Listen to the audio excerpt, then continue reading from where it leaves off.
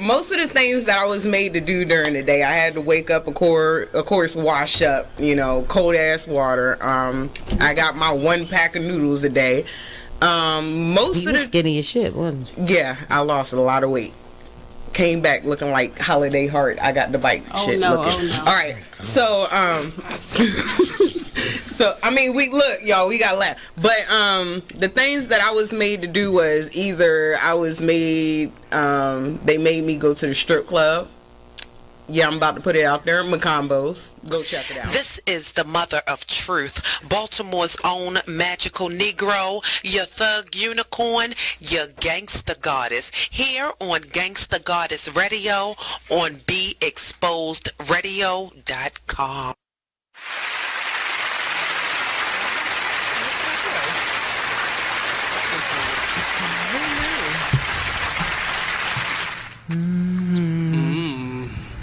Well, if you needed a minute, you know I'm here. Hello, world. Hello, world. Hello, hello, hello. Welcome. The Artist Exchange Radio Show every Friday, 7 p.m. to 9 p.m. Every Saturday, 12 p.m. to 2 p.m. Real artist, real talk, real live on BeExposedRadio.com. I was meeting with a friend yesterday, and I've gotten to the point where don't ask me a question because the truth is going to come out.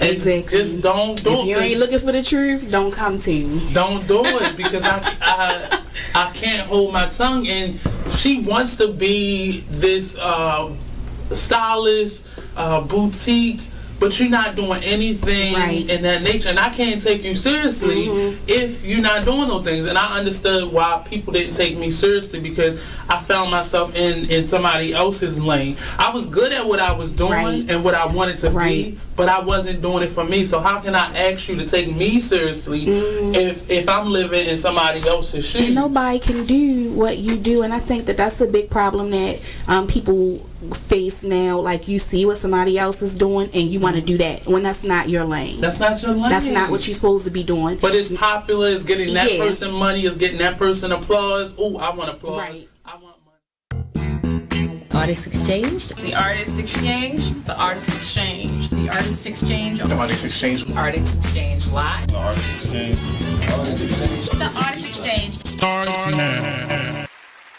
What's up, and welcome to the Artist Exchange Radio Show here live only on BeExposedRadio.com. I am your host, Nate Couser. Are these on? Hello? I'm your host, Nate Couser. My co-hosts aren't here. So I'm going to continue on. Today's guest is Mr. NiceGuy James. He's a hip-hop contributor to the Baltimore scene, photographer. I believe he raps and he does a number of things in the hip hop community here. So we're waiting for him to get here. He'll be here. He will be here shortly. So stay tuned for that. And today I'm gonna start off with just we have a clip that I'm gonna play a little bit later in this segment, but it's based off of the latest from Monique. She was up for a Netflix deal, a comedy special that she wanted to produce on Netflix, and there was a discrepancy in what her pay would be. And I've been hearing a lot. I didn't even hear it like normally. I guess people are in their own way tired of Monique going on these rants. She's one of the only ones outside of like Jada Pinkett and individuals like that in the black, quote unquote, Hollywood sector of the industry. And supposedly not supposedly, because I heard the clip on YouTube, and she went on and stated, and she compared herself to a lot of the men in comedy that get so much more, and Amy Schumer, who recently did her comedy special on Netflix as well, and there was a little controversy around her doing hers, and the issue was she didn't get paid as much. Amy Schumer then went back and said, well, I need to get at least paid X amount of dollars, even if it's not more than XYZ. Allegedly, this is what she said. And she got paid a little bit more. Monique's issue was she got paid less than Amy Schumer did. And she feels though I've gotten an Oscar, I've gotten several blockbuster type movies under my belt. My resume basically speaks for itself. In her comedy show, she's been able to sell out arenas and do very well in terms of numbers. So why am I still not getting paid as much? I honestly don't have issue with her going against it, because now we're all in this Me Too generation in history, and people are able to I don't call it complaining, but voice their opinions. And I don't think anybody should slight Monique for doing so. Once again, in another area of her life, it's happening to her. So if it was happening to you, it wouldn't be an issue to complain, but because it's somebody else like Monique, it's a problem. And more specifically, because Monique is from Baltimore, she gets a lot more flack, especially from people here in Baltimore.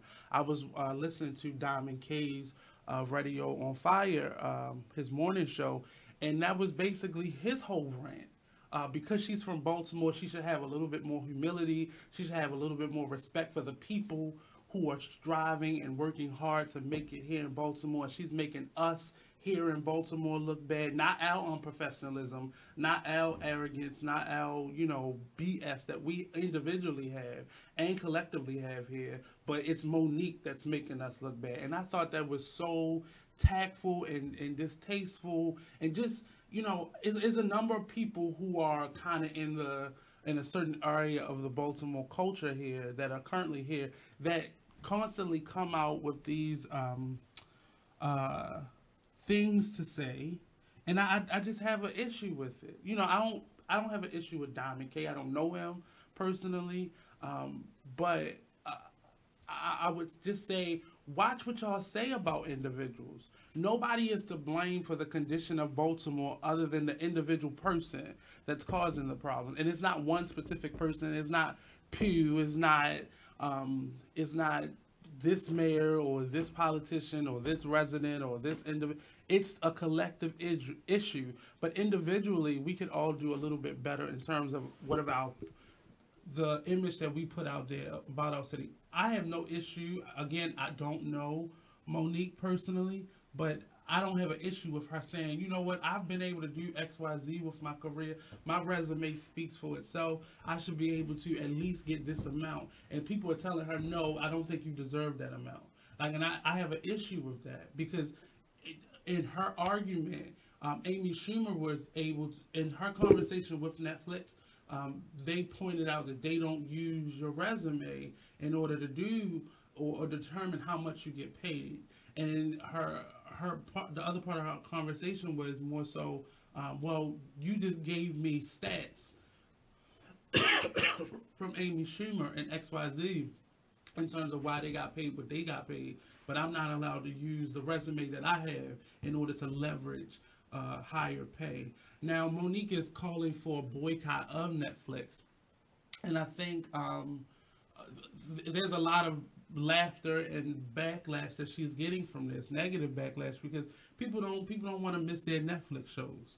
People don't want themselves to really go in and really do a boycott. But I really believe if somebody is being done wrong, and all the money that Netflix makes from its sponsorship, sponsorship, yes, the commercials, the subscriptions, all the money that they make, I think leverage with, we're not going to watch it unless all the people that look like us make a certain amount of money. I don't think that's an issue, but I really don't think people are going to boycott it. Sorry, Monique, but I really don't think people are going to stand behind you and boycott this in the numbers that you would need to make it possible for you to get what you need out of this. And it's unfortunate that we don't stand behind each other enough. And I don't support a lot of things because of what I see is being done, and it's unfortunate that we can't collectively hey Mimi, we can't collectively do that. So we're going to listen to the video real quick. Right before it starts, don't forget to go to our live page, our Be Exposed page, or BeExposedRadio.com. Click on the Facebook Live. You can invite people, share people, and don't forget to call in 410-702-5657. So we're going to listen to the clip real quick and have a conversation after that. All right.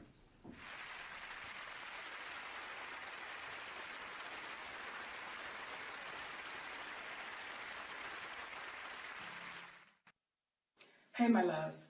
I am asking that you stand with me and boycott Netflix for gender bias and color bias. I was offered a $500,000 deal last week to do a comedy special.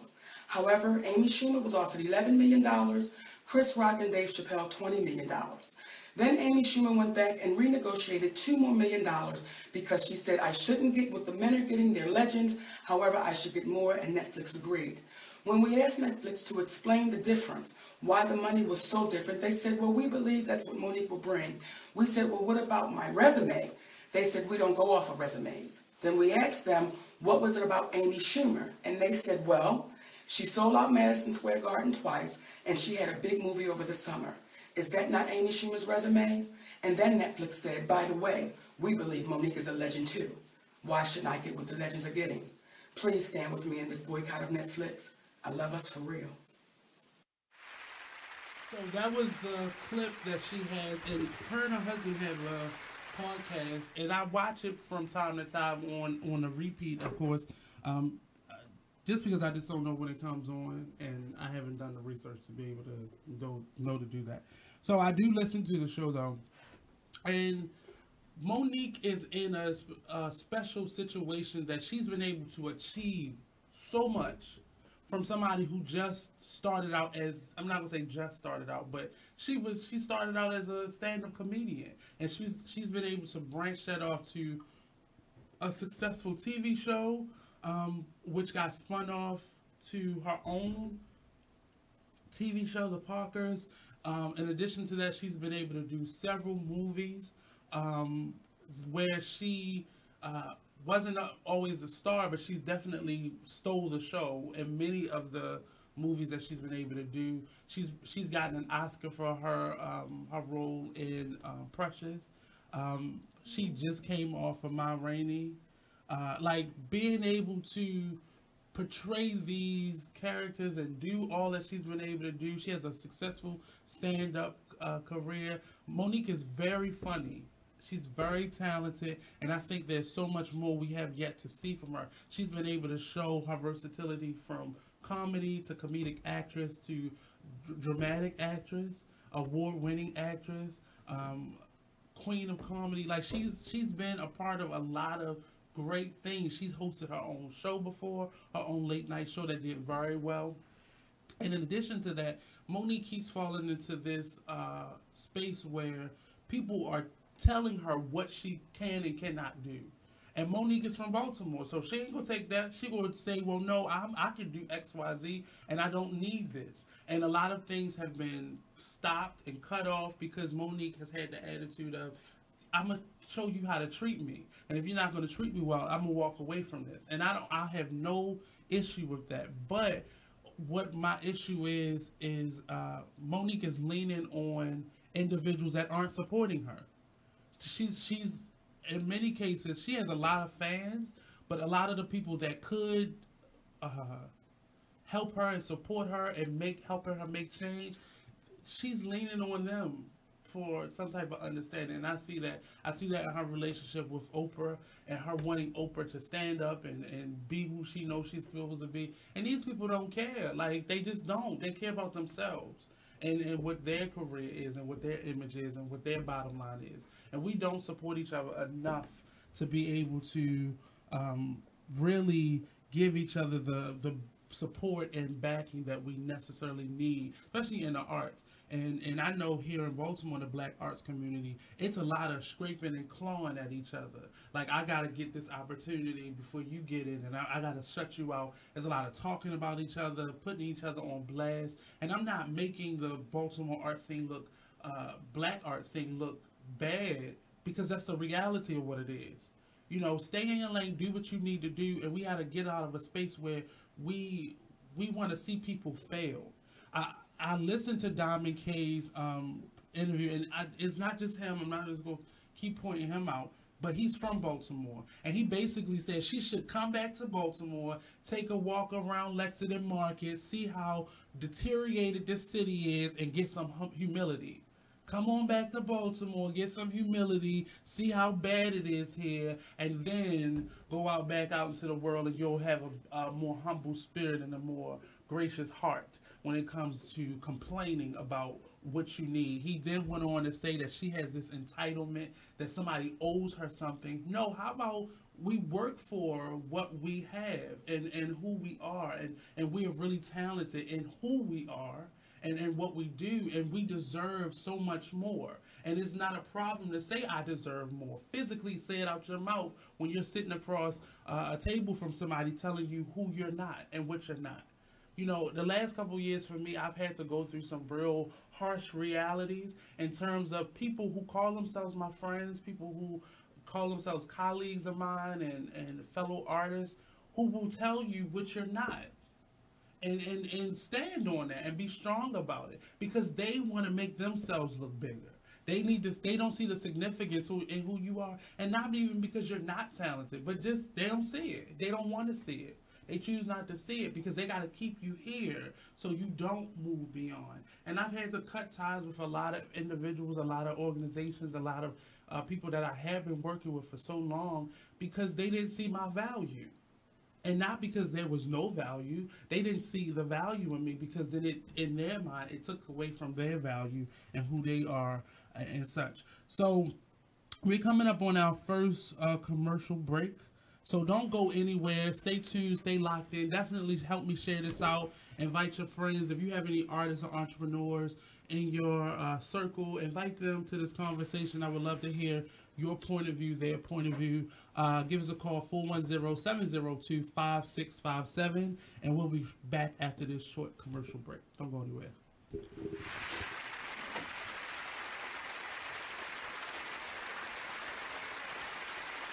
Hi, I'm LeVar Burton, and I'm proud to be a book person. How do I choose a book? Sometimes it's the cover, sometimes it's the title. I guess I'm pretty visual. If a book's really impressing me and the writing is really good, I will peek and see what the last paragraph is, because the endings of books should rock you. I am a book person, and if you're a book person too, read to a child and spark a lifetime of ambition. Join me at bookpeopleunite.org, because reading is fundamental. A public service announcement brought to you by Reading is Fundamental, Library of Congress, and the Ad Council. There's a rumor going around that Tyler Perry and Oprah are beefing. Well, let me tell you about this.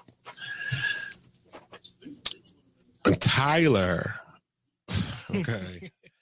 You are listening to BeExposedRadio.com, the home of Talk Lately with Monty, every Tuesday at 7 p.m. You are listening to BeExposedRadio.com, the home of Talk Lately with Monty, every Tuesday at 7 p.m. The Artist Exchange Radio Show every Friday, 7 p.m. to 9 p.m., every Saturday, 12 p.m. to 2 p.m. Real artist, real talk, real live on BeExposedRadio.com.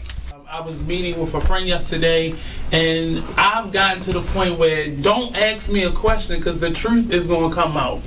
And exactly. Just don't do it. If you ain't looking for the truth, don't come to me. Don't do it, because I can't hold my tongue. And she wants to be this stylist, boutique, but you're not doing anything in that nature, and I can't take you seriously if you're not doing those things. And I understood why people didn't take me seriously, because I found myself in somebody else's lane. I was good at what I was doing and what I wanted to be, but I wasn't doing it for me. So how can I ask you to take me seriously if I'm living in somebody else's shoes? And nobody can do what you do, and I think that that's a big problem that people face now. Like, you see what somebody else is doing and you want to do that when that's not your lane. That's not your lane. That's not what you're supposed to be doing. But it's popular, it's getting that person money, it's getting that person applause. Oh, I want applause. I want money. Let me stand over here behind them. And then a lot of times people aren't honest with themselves either. Like, I was thinking earlier today, I've been woke for almost 2 days, so so you get honesty, and I was thinking, like, The Artist Exchange Radio Show. Black by Demand Radio Show. 2 years ago. If you broke that bike and it don't work, that's on you, brother. I suggest you get that toolkit out back and then start working with it, right? Yeah. So my son's looking at me like, wow. And I broke down to him how we had got fixing flat tires down to a science. You understand what I mean? Sticking the tube in the water. Right? Talk to me, brother. You understand what I'm saying? Yeah, you know, critical thinking. And see, and we look at that now, and like kids, they not as on hands like we were back in the day. That's because nowadays you don't have to put the bikes together anymore. They can come assembled. Yeah, everything's coming assembled. In the store, they ask you like if you want it already assembled. Right. Back then, you just got the box with 1,000,000 pieces. Right, and today I don't think they could work with that. It's just like the thought process. Nowadays, you get a bike that's already put together. Now, when you were younger, you had to put this bike together. You got to put it together. That basically closes your mind into learning how to do something. Yes. Now you're giving it something. So, okay, you take this, and this is what it is. Right, so now we have to run with this instead of teaching the child, this is how you put this together so you will see the result as this. Right. Critical thinking. I like that. So look, not to cut you off, Mr. Denise, but let's go to our first commercial break. All right, listen. All right, Shay. Situation. Because I keep telling y'all, it's different situations in the child support thing. You can't just pinpoint one thing. You can't just say, oh, here did be. That's why you're on child support. Oh, he this. That's why you're on child support. Oh, she this. That's why she on child support. No. Sometimes it could just go off of, oh, I just called him and asked him, can he pay for the pictures? He ain't want to pay for the pictures. I'm taking his ass downtown. Yup. Well, you got to know. Know who you dating. Hold up. Whoa. The moment my son saw a redwood tree. It's huge! Is the moment I knew that for him, You can't even see the top of that thing. even the sky has no limit. There are some moments only the forest can inspire. Find yours at discovertheforest.org. Learn about forests near you and discover cool things to do when you go. Your moment is out there. Find it at discovertheforest.org. Brought to you by the U.S. Forest Service and the Ad Council. Only in the forest can you see this.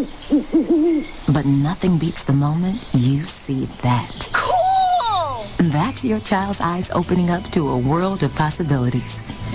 There are some moments only the forest can inspire. Find yours at discovertheforest.org. Learn about forests near you and discover cool things to do when you go.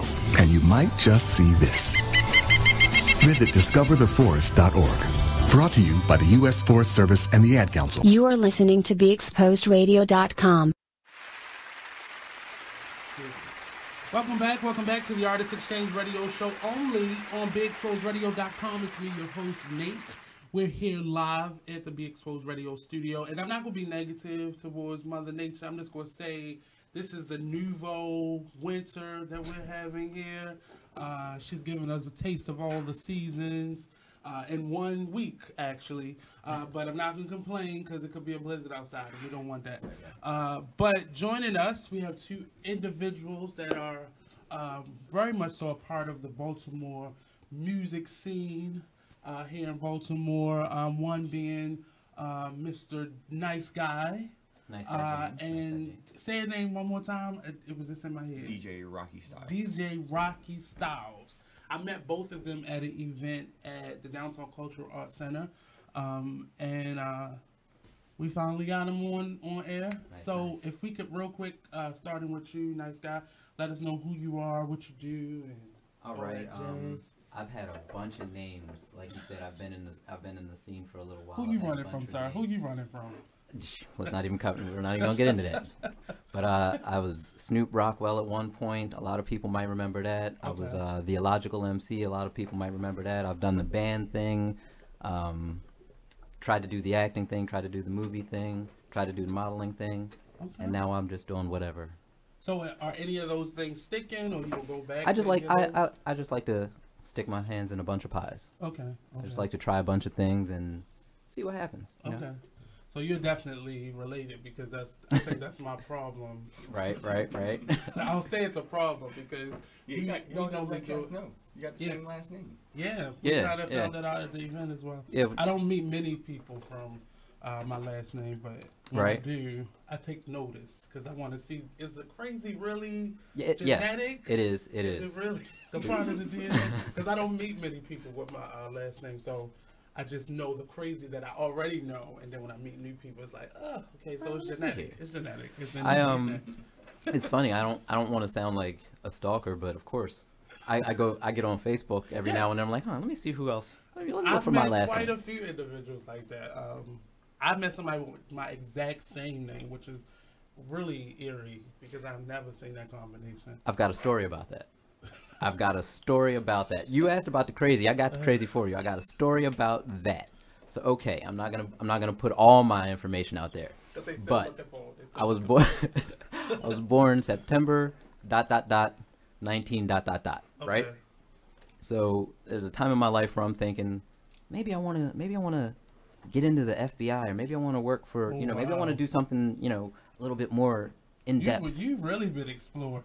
Like I said, man, it's a crazy story. So I meet with this recruiter. I'm talking. We're going back and forth. I give them my information, and she goes to do the background check. She comes back to me a week later. Right, yeah, because they dig. They're not just throwing some, hey, do you know this guy? Is he all right? Good enough for me. So they start digging. She comes back to me. She said, I thought you said you never lived outside of Baltimore. It's like, no, I haven't. So then she starts presenting me all this other information. I'm like, no, that's not me. So there's a gentleman who was born on my birthday who has my very same first, middle, and last name. Yep. However, I'm 5'7" and he's 5'10". I'm black, he's white. Okay. So I'm not really running. I'm just avoiding whatever he done started. But that's for some reason, and I've noticed that with the last name Couser, there are a lot of duplicates. See, I don't even know if we know each other. See, I'm not a Couser. I'm a Couser. See, and that's the problem. Somebody was running and said, I'm going to spell it like this. But they're all connected. And in my research, I did a little DNA joint. But it's just somebody changed the variation of it, or was spelled differently, and it just kept going because people crazy like that. And that's how correcting it. But and that's why people call me Couser my whole life. And I'm like, that's not my name. That's not how you say it. Now, I can remember going to family reunions as a kid, and the family reunions would be in South Carolina. And somebody would say, oh, you're a Couser. Like, no, I'm a Couser. And I can remember them saying, not until you get back. They was like, not until you get back up north. Down here, you're a Couser. I was like, oh, well, all right then. And see, that's how you know, because I think there's a lot of them in that South Carolina area. Oh, yeah. We won't get into that. Y'all try to bring it up here and make it bougie. Yeah. We got it. I think we got it. I think we're on it. And I think because of somebody like him, that's why I get called Couser. And I'm like, no, that's not it. It's not even spelled like that. Sorry. Right. But Mr. DJ. Yes, sir. Can you tell us a little bit about yourself? Been doing the DJ thing for a long time, making music with this guy for a long time. DJ around the area. You can check me out everywhere on social media at DJ Rocky Styles. I got lots of stuff on YouTube. Wednesdays I'm over the Point and Fells, host the Wu-Tang Wednesday party. Thursdays I'm up in Harper County at Loomy's. Fridays I'm at Maynard's over in Brooklyn area. And Saturdays I'm Brooklyn's all over in the the place. house. Tonight I'm at Ram's Head down in Savage Mill. And every other Saturday opposite of that we do SOB Saturdays at Southern Provisions in Canton. So we're over there every other Saturday. So for either of you, or both of you rather, music has always been a part of your lives in some way. How did you know that you wanted to really make it your prominent or your everyday or a part of who you are? I don't think there's any more addictive drug than performing. I don't think there's anything. I don't think there's anything more. I need to do that again. Right. I want to feel that again. Then it's. I don't even know when it starts, because before you do anything that you really want to do, no matter how many times you've done it, you're gonna have some level of butterfly, some little level of let's go. But I don't think that ever really goes away. Yeah. For me anyway, I enjoy the entire experience. I hold on to those butterflies so I can't answer when I decided. I just know that from the first time I got any recognition on stage, I knew that I wanted to keep getting that recognition. It could be pretty addictive. We got to go to a quick commercial break, make some money, and we'll be right back with these two gentlemen when we return to the Artist Exchange Radio Show only on BeExposedRadio.com. Don't go anywhere.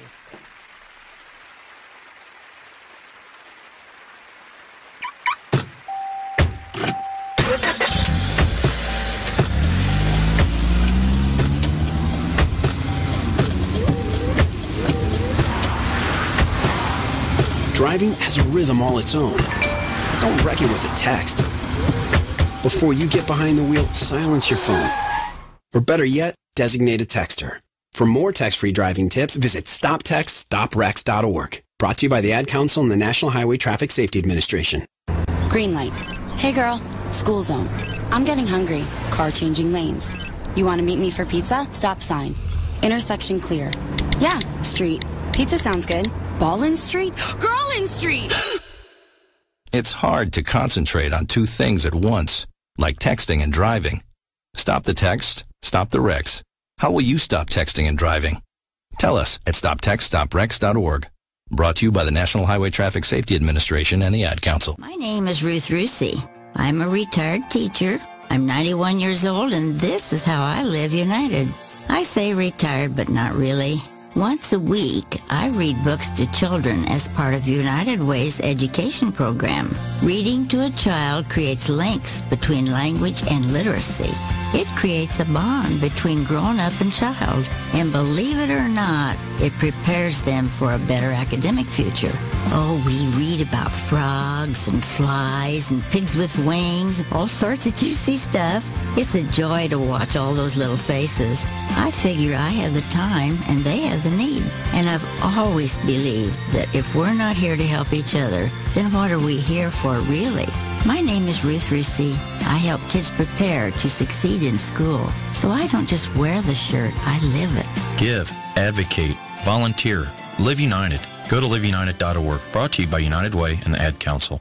My name is Meera Batra. I have been in this country 32 years, and this is how I live united. America has always been the land of promise. You are listening to BeExposedRadio.com.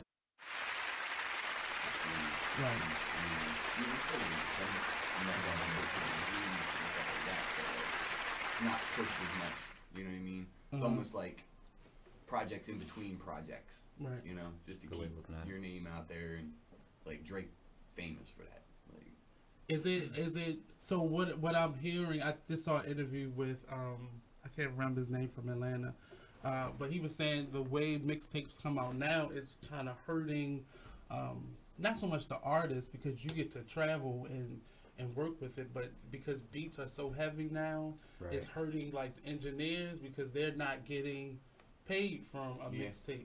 So you still get to travel, but I'm giving you this one-time beat, and that's where it's coming from. Mm-hmm. That's where it stops, actually. So is it why now are mixtapes so much bigger than just a regular album, outside of the budget, of course? And I think really for the company, that's the thing. You know, we get all the benefit, and we put out so very little.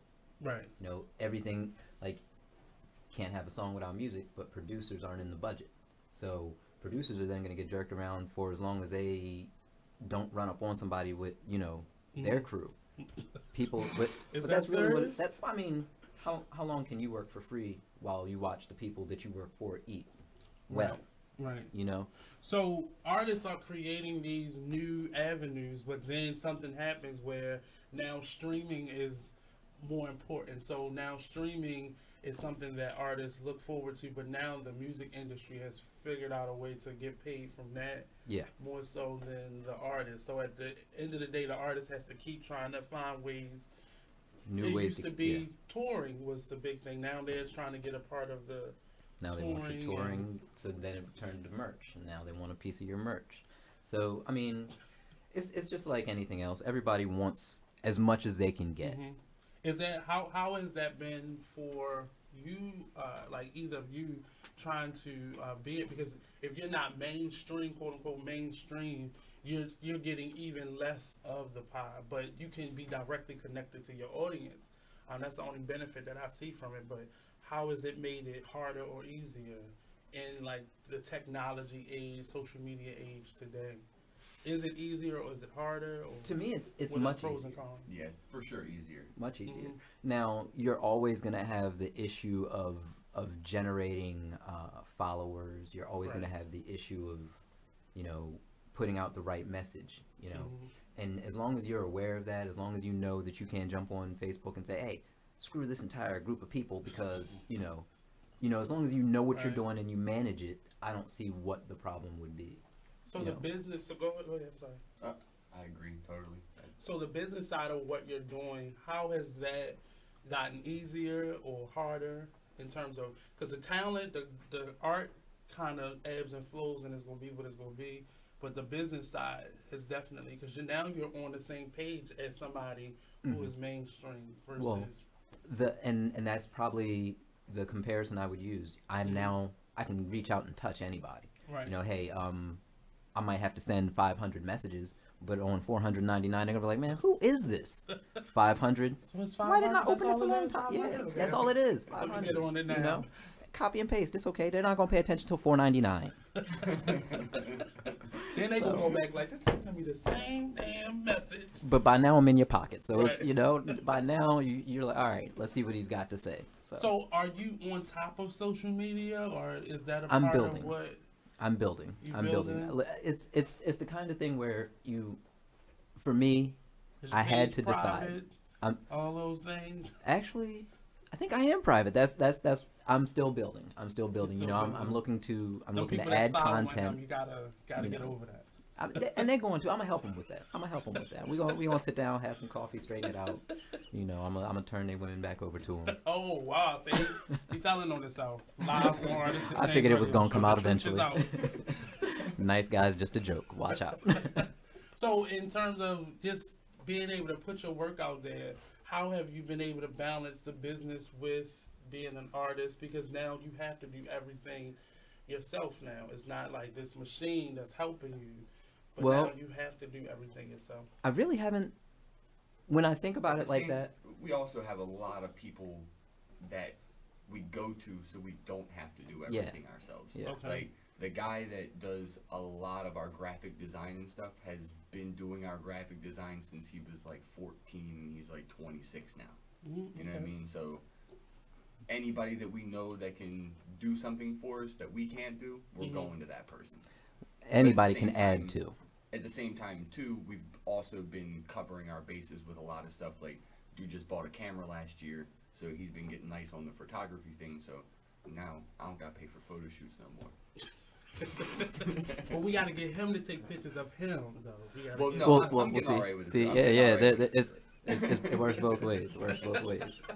So in building that team, how important was that to really have a team versus trying to do everything? Because there's some artists out there that's doing everything. They mix and mastering. It's funny. I was afraid of working with anybody because I'm very much a control freak. And no. And look.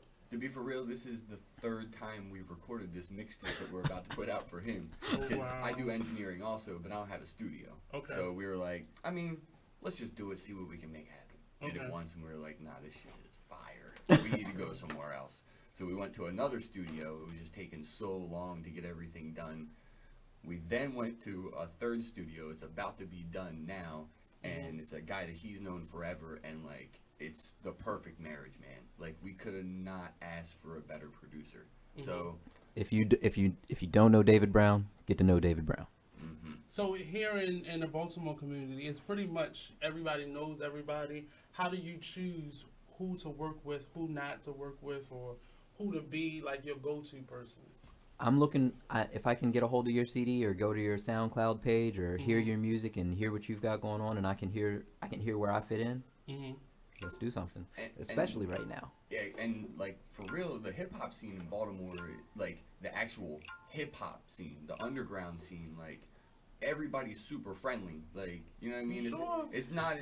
It's not what it's not. There's not as much ego as like I'm the man. The dudes that are kind of running the scene, like Ill Conscious, Guy Grams, all those dudes are like the most friendly, approachable people. You know what I mean? Like, so it's not as much ego as it was like late 90s, early Right. 2000s. Right. Like, Right. everybody wants to help the scene now, you know? Right. Matter of I fact, think that's the arts community here in Baltimore now anyway. Like, we all are seeing value in partnering and figuring out how we can be of assistance and how this person can help me and how I can help you. I think that's the positive change that's happening. It's such a small niche group of people. Like I always say, like with hip hop shows in Baltimore, it's you gotta kind of peep whatever everything else is going on because you can't be competition because it's really like it's a small group of people that still go out and support real hip hop. So if you're in competition with the next dude, like it just don't make sense. You know what I mean? And I feel like that's really been taking place a lot. So that same crowd is supporting everything because everybody's supporting each other, and the crowd's kind of seeing that now.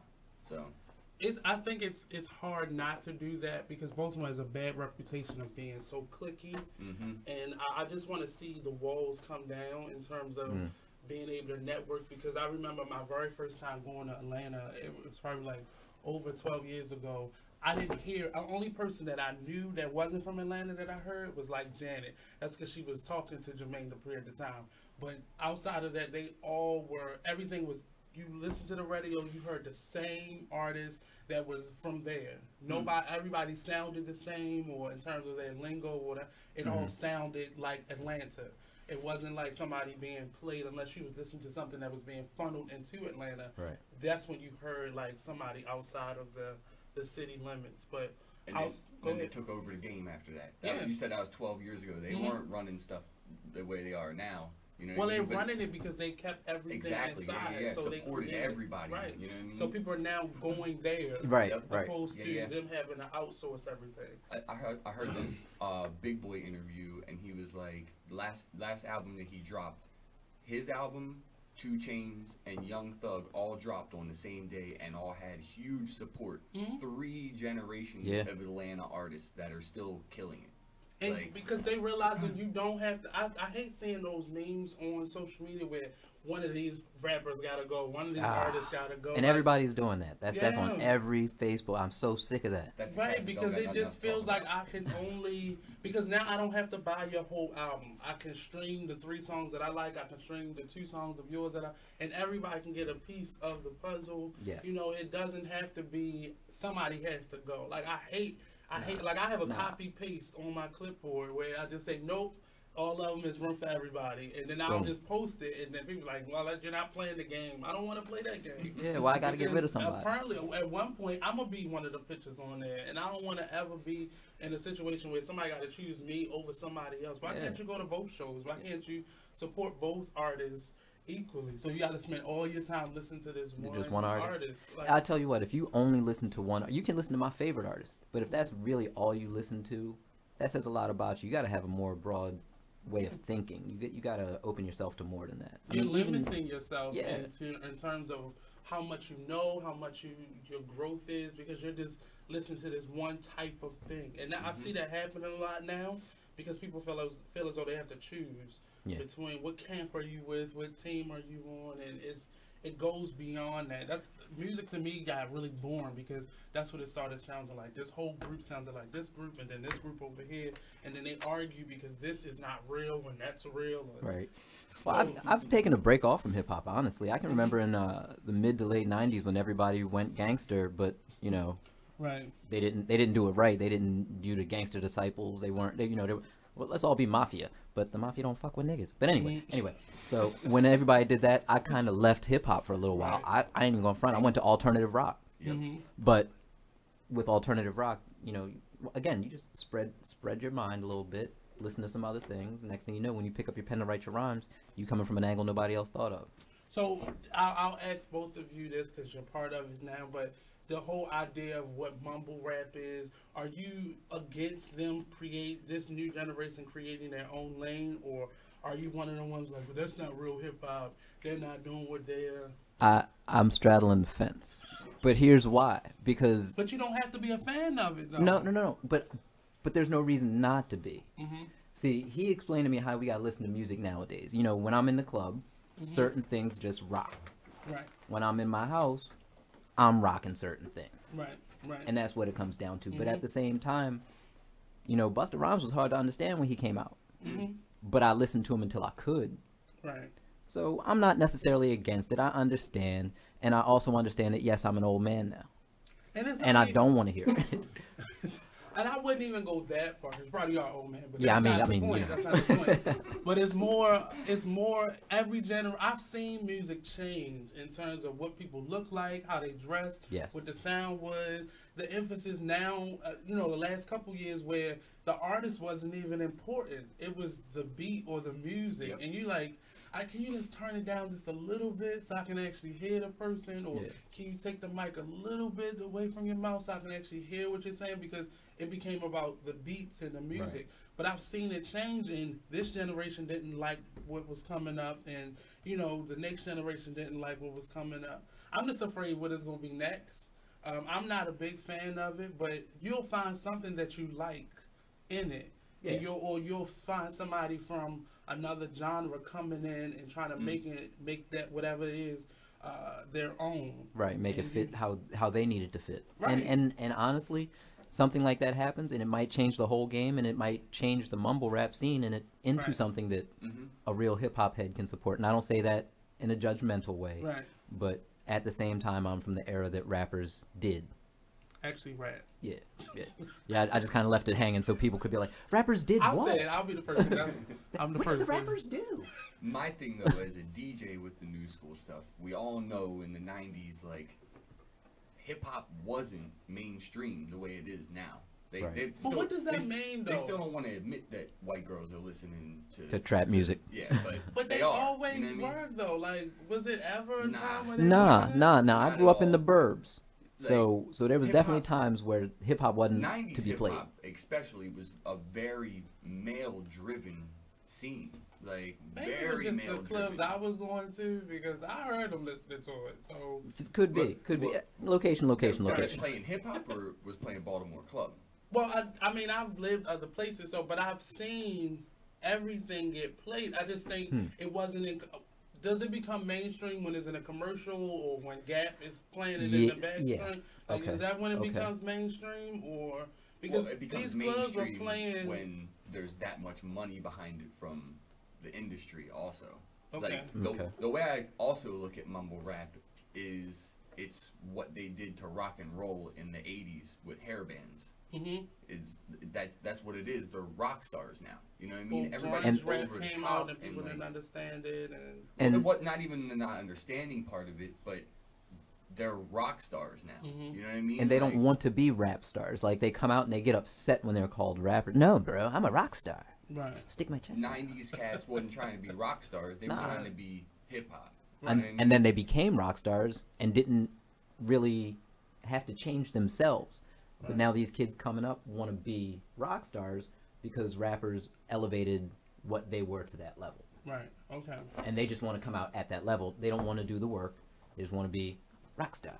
So we're going to end on rock stars because we got to pay a couple bills. So we'll be right back here on the Artist Exchange Radio Show, only on BeExposedRadio.com. Don't go anywhere.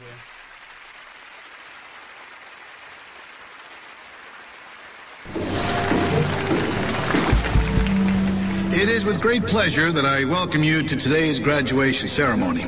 Students, when you hear the reason or reasons for your absences throughout the years, please exit the auditorium without your high school diploma. Once you've exited, remove your cap and gown and proceed into the unknown. Too tired. Family trip. Part-time job. Helping around the house. Sick day. Starting the holidays early. Just because. Starting in the 6th grade, students who miss 18 days or more of school in a year for any reason will fall behind and risk not graduating high school. How many days of school has your child missed this year? Absences add up. Keep track at boostattendance.org today. Brought to you by the U.S. Army and the Ad Council. Are you thinking about getting your GED diploma? Well, here at the GED Pep Talk Center, we've got a number of pep talks that can motivate you. Sometimes things don't always turn out the way you want them to. You know that feeling? People look at you and don't believe in you. You want some gentle encouragement. Then you're on your way to your GED diploma and a better life. But I know they're probably just a little bit nervous. You can find it in yourself to take that first step. You can improve your future. You can do this. I know you can. You need to start pushing yourself. Now get your game face on and take the first step towards a better life. Hurry up! Don't make me repeat myself. Whatever level of motivation you need to get your GED diploma, we've got a pep talk that's right for you. Call 1-877-38-YOUR-GED or visit yourged.org for your pep talk and find free GED classes in your area. GED is a registered trademark of the American Council on Education, brought to you by Dollar General Literacy Foundation and the Ad Council. Are you thinking about getting your GED diploma? Well, here at the GED Pep Talk Center, we've got a number of pep talks that can motivate you. Sometimes things don't always turn out the way you want them to. You know that feeling? People look at you and don't believe in you. You want some gentle encouragement. Then you're on your way to your GED diploma and a better life. But I know they're probably just a little bit nervous. You can find it in yourself to take that first step. You can improve your future. You can do this. I know you can. You need to start pushing yourself. Now get your game face on and take the first step towards a better life. Hurry up! Don't make me repeat myself. Whatever level of motivation you need to get your GED diploma, we've got a pep talk that's right for you. Call 1-877-38-YOUR-GED or visit yourged.org for your pep talk and find free GED classes in your area. GED is a registered trademark of the American Council on Education, brought to you by Dollar General Literacy Foundation and the Ad Council. You are listening to BeExposedRadio.com, the home of Talk Lately with Monty, every Tuesday at 7 p.m. It is with great pleasure that I welcome you to today's graduation ceremony. Students, when you hear the reason or reasons for your absences throughout the years, please exit the auditorium without your high school diploma. Once you've exited, remove your cap and gown and proceed into the unknown. Too tired. Family trip. Part-time job. Helping around the house. Sick day. Starting the holidays early. Just because. Starting in the 6th grade. You are listening to BeExposedRadio.com. Hey, what's up, and welcome back to the Artist Exchange Radio Show here live on BeExposedRadio.com. I am joined with these two awesome young men. Can you tell us where we can find you both at on social media? You go first. You go first. Pretty much everywhere. DJ Rocky Styles. That's about it. Instagram and YouTube are probably my two biggest platforms. I'm still on Facebook, but you know. It's starting to change. It's starting to be easier, yet it's more competition because now the business of what Facebook or those platforms, they're starting to restrict more because they want you to pay for more services. Right. So it's starting to get a little bit more restricted. You can find me on NiceGuy James.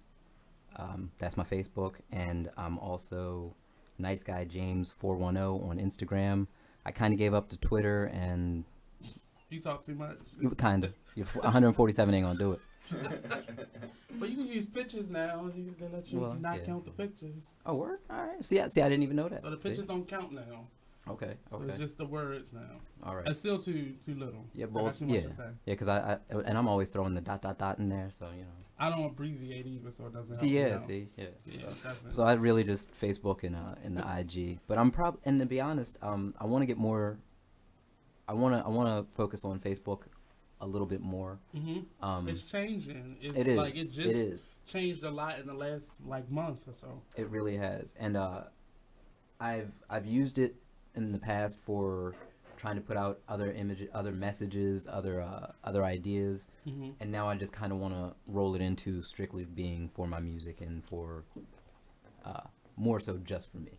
Well, I talk to a lot of artists and I try to let them know cut out anything personal that you're doing on Facebook unless you have another page somewhere where nobody really knows and it's 10 people on it. But if your face on Facebook should be your professional self, whatever you want professional, unless you don't want anything professional and you good with your 9 to 5. Right. Outside of that, make it about your profession. You know, I've rarely get personal, and when I get personal, I'm talking to artists about things that I see that I don't like, but it's all in line of the conversation that I'm having here on this platform, and I just extend it to my social media pages. But I don't feel a need to be personal. That's why I ask artists, is your page private? Why is it private? Like, what are you hiding? Because especially when you come to a platform like this, it's hard for us to help you or for you to help us, because can't nobody get to you. They don't see you, or people trying to be more exclusive because they want all the attention but it doesn't help you. Well, now in my defense, my page is private because I work in Perryville, Maryland, which is not friendly to black folk, they say. Okay. And I, like I said, I've been saying a lot of things on Facebook, so I didn't want prospective employers to meet me outside my job, or so I didn't want none of the good old boys to show up. When are you going to make that ultimate leap? In the process right now. So what are things that you're doing right now to prepare yourself for, your own personal brand? Peeping game. And nobody is safe. You don't even know what I've learned from you in the past half hour. Ain't nobody safe. And I've learned a ton from you in the past half hour. Like what, for example? Oh, hey, I ain't giving it to them. I need this. I ain't giving it to them. I got to use it first. Let me flip it and bounce it. But we supposed to do that. Those are the things that you're supposed to do. And artists listen, look later, and they just do. And I'm guilty of it. I'm guilty of it. Well, I didn't waste the money. You didn't waste the money. I didn't waste the money, but I'm guilty of it. I'm guilty of a lot. I'm guilty of thinking that, I've reached a certain point. A lot of people know my name. I'm where I want to be. Let me relax. I've been guilty of that. I've been guilty of expecting people to. That's that full wall thing. That full block radius. Now, it was different because it wasn't on the hip hop scene that I got my most recognition. It was in the rock band. So it was different. It was a hip hop rock band. It was like Beastie Boys meets Rage Against the Machine. Oh, okay. We were dope. It doesn't matter how you want to look at it. So are you more like the musician, or what was your role in that group? Vocalist. MC. So you sing, you rap? I rap. Okay. No, I don't sing. Okay. I probably couldn't carry a tune in a bag. You never know. Well, yeah, auto-tune helps a lot of people out. Auto-tune has been helping a lot. I've learned that. Yes. Starting with Cher. Starting with Cher. When you can't tell me what a person really sounds like until you meet them in real life, that's when you be like, that's not even your voice. Yeah. Like, you've been doing this your whole time? Like, not even a little bit? Normally, artists, as they grow older and their voice change, that's when auto-tune becomes important. So the element of their voice kind of levels out. But if you just started out using it, like, unless you're really the coolest dude in the world like Michael Jackson, that you don't have to do none of that. Because he had the talent to match that. Like that was a part of his thing. It wasn't. I don't think his voice thing. ever changed though either. Well, because of autotune, it was just autotune. Yeah. He maintained that sound, and that's what it became about. But even if you heard him in like a live show, it still was. You could tell a difference. You can still tell a difference, or live, like he's doing something live, you can still tell a difference. But in terms of being a DJ, how has technology, social media helped you out? A lot. Well, as far as technology with DJ programs and not having to carry crates of records, was that your life? Awesome. That was your life? And I had to help. Okay. That's a friend right there. That's a real friend. Any rapper who didn't carry crates, I kind of got to look at you side eye. Not because that's part of the culture. That's part of. Hey man, if I carry these records, I might get on the mic at some point. Oh, okay. That was the original. I'm with the band. Oh. He was just trying to get him for free. Right. I just trying to get him for free. You got an angle. I learned that in college. Like, you got to find your way to eat, to sleep, to move to the next level. And people not willing to do those things now. So I get it. I've had to carry a couple crates in my life. It's not fun. I'm glad for technology because you can just carry a laptop and a speaker with you and you good. And to be honest, it made it more fun for me again. Like, I'm way better on that technology than I was on vinyl. And now going back to vinyl, I'm better on vinyl from having used that technology. Because now I look at both of them a little bit differently. So you still do vinyl for definitely. shows? Yep. Matter of fact, the project we're getting ready to put out is all vinyl. Okay, and so that's like y'all acoustic. So that's like to the rapper, the acoustic and sound. it's the purest. I'm learning. Right, I'm right, learning. right. It sounds a lot differently too, because you can tell when somebody just pushing play and playing with the engineering versus like it actually being a skip. It's you happening. gotta do it. Something's So happening, right. we gotta pay a lot of bills here. So we're going to return to the Artist Exchange with Mr. DJ and Mr. Nice Guy when we return to the Artist Exchange radio show only on BigExposeRadio.com. Don't go anywhere.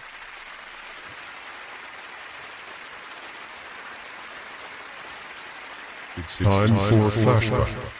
Hey, there's my son. You've been in your room all morning. Hey, Dad. Matt, what's wrong with your voice? There is nothing wrong with my voice. Oh, well, it's just sort of. I have been playing my video games and electronic games for so many hours. Uh-huh. Well, it sounds like it might be time for you to take a break, or... Hello, Dad. Susan? I have been watching TV and text messaging all morning. Yay, electronics. Yay, yay, yay. Guys, I think it's about time to get in the car and take a little trip. Maybe see some trees, some green things. What are these green things you speak of? This weekend, unplug. Take your family to the forest. There's nothing in the world like experiencing nature firsthand. Trees, paths, bluebirds, streams. Getting closer to nature can get you closer to your family. To find the forest nearest you, go to discovertheforest.org. Brought to you by the U.S. Forest Service and the Ad Council. Get out to the forest and discover the wonders of nature with your family, just like Blue, Jewel, and the whole Rio flock. Let the kids connect to their roots. It's gonna be so much fun. Yeah! Woo-hoo! Let's rock this jungle. Yeah! Fresh air. What a glorious morning! Clean water. Woohoo! This is great! And endless surprises. Yo, this is untapped territory. How amazing! Visit discovertheforest.org. Brought to you by the U.S. Forest Service and the Ad Council. So when you get to the corner of Smith and Orchard, you're going to want to take a left. You are not going to Then what you're going to do is turn onto Marcy Avenue. Just broke up, and go past the first apparently 3 she's lights, happy and then about take it. the next left. I don't really then drive think 5 she's more happy, blocks, but and you should be who there. am I to judge, right? Park on the Anyway, right. That's I'll what see I you heard later last tonight. night. It's hard to concentrate on 2 things at once, like texting and driving. Stop the text, stop the wrecks. How will you stop texting and driving? Tell us at stoptextstoprex.org. Brought to you by the National Highway Traffic Safety Administration and the Ad Council. This message is for all of you sitting in the passenger seat. And apologies if it gets a little uncomfortable. But how does it feel to be at the mercy of someone who thinks a random... You are listening to BeExposedRadio.com.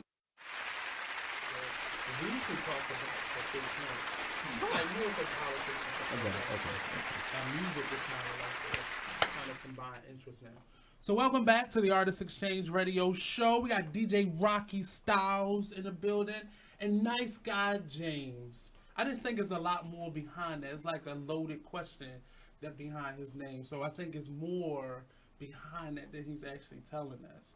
So what's your foundation outside of the art? So what are your interests?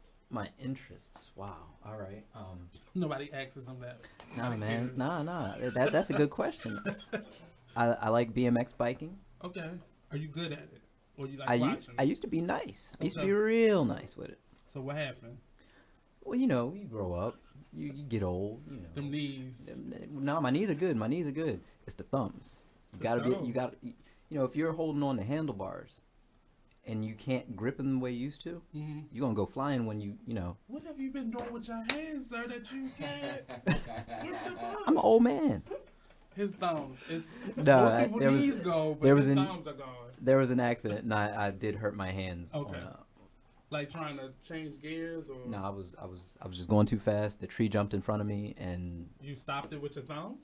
Well, everything just kind of went in, and my thumbs caught all the weight. I mean, I don't have a lot of weight, but my thumbs caught all the weight. The impact. The impact adds to the weight. Yes, I get it. Yes. The speed. Yes, speed. There we go. All right. I've actually been shopping for a slot car racetrack lately. Okay. And explain that. A little race. When you were a kid, you lay down on the floor, zin, zin, zin, little racetrack. You get it for Christmas. Well, now I'm an adult. Okay. And nobody's gonna tell me no to the toys I want. And bro, if you saw it, like the cars, there's a Mario Kart one too, and the cars are like big. Son, you're gonna want one. And a remote control. Ain't no. Yeah, you don't have no wires no more. I wasn't that type of kid though. I don't care when you come over, you gonna race. Stayed in the box. I like watching people enjoy their hobbies. Yes. But to me, give me a good cheeseburger. I'm good. All right. Now, do you cook? I do cook. I do cook only certain times of the year, like when it's cold outside, when I'm stuck in the house. Okay. Other than that, my kitchen is spotless. All right. Wait a minute. Because see, I don't like to eat in the summertime. Well, I eat less in the summertime. Right. I think most people do, but I don't like the kitchen getting hot and all that. Okay. I was just wondering if that was some intermittent family crazy. I was just checking. It probably is because I lose weight in the summer and I gain it back in the wintertime because I cook the most because you're indoors a lot and I gotta eat something. Might as well eat something. Yeah, it is. I'm telling you, it's a lot in the genes. And craziness. In the summer, I've always felt like I was powered by the sun, so I don't really, Well, that's probably where we split because then I go into hiding. That's my hibernation time in the summertime. I don't like any sun beaming on me. Heat is not my friend. It's not. I got too much hair. I think it's the hair thing and all that. But Mr. DJ, what are your interests outside of being a musician or a music artist? I don't know. I really don't. I play with Legos a lot. I make art. Yo, he's got no. Hold up. Have you been to Legoland? Hold up. Now, see, he's selling it short. He's selling it short. My man had a lamp that he. Oh, wow. Yeah. I mean, you gotta understand when you're talking about building anything with Legos, it starts with one brick. Yeah. This lamp was how tall? It's like 4 or 5 feet. It was a floor lamp. That's a lot. Yeah, giant lamp. Design. Don't let him sell it short. He does some crazy stuff with Legos. How many months did that take? Not too long. It was winter time and a lot of red wine. Okay. I mean, do you is it a design pattern or you just create as you go? Just freestyle. But go to Legoland. There's a lot of children, so go when you don't feel like a pedophile. Cool. On a date. Well, that'd be any time really, because I never feel. But I'm just saying because it's a lot of children and you enjoying it. It makes you feel a little awkward. But just find, it's a awesome place. It's just huge, and they have really good discounts on their Legos too. So, if you weren't a musician or DJ, what would you be doing? For both of you, what would I want to spend most of my time on? I think it would still be something artistic. I just realized that I could write rhymes at a certain point, but I always enjoyed writing. So I'd probably try and write novels or short stories or. I don't know. I'd probably still be writing something, though. That's probably where my time would be spent. I still enjoy reading, so I don't think I would have strayed far from that. Are you writing a book soon, or will we see that from you? I've had so many ideas, but... We've been talking about putting something out recently. Yeah. Okay. And it's funny because right now there are a lot of hip-hop, a lot of books coming out surrounding hip-hop. Yeah. So it's... All the ideas I've had, I feel like they were just kind of setting me up for the idea we recently came up with. Well, that's a lot of the younger people that I work with. That's what I kind of tell them, don't shy away from experiencing different things because it may not be part of your main focus, but it may help you down the line with something that you're doing or a partnership. So I'm talking to this individual. We have this common thread, and that helps us to work together better because then that's the kind of the foundation that we spring off of. So that's always for me because I tried so many different things. I'm now learning for this now it helps me because now I can relate to different people, right? And having conversations with different people, right? Because sometimes you'll get a guest that's really difficult because all they know is what they do. So if you have some type of interest in what they do, you can kind of connect it at some point. In terms of just hip hop music in general, who are you inspired by? Is it DJs or is it rappers or who are those people that... My favorite rapper is this cat named Apathy. Nobody knows who he is. He's pretty big, actually. Last Wednesday, there was a dude with an Apathy shirt at Woo. Did you take it? I tried to. He was bigger than me, though. Okay. Oh, fuck.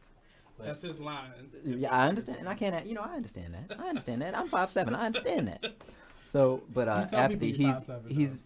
Well, I mean, I'm five something. I'm 5'9". What about truth this year? We have to tell the truth. I tell people about 5'9" all the time. I'm not really 5'9". But it's cool. It's cool. It's cool. I aim higher. Hey, there we go. There we go. Apathy he's this cat from Connecticut. From what I understand, Rakim discovered this dude back in the early mid-90s. So he's one of my favorite artists, but I will always be more of a De La Soul Tribe Called Quest fan. A De La Soul Quest fan. I like them. I think Rakim is kind of...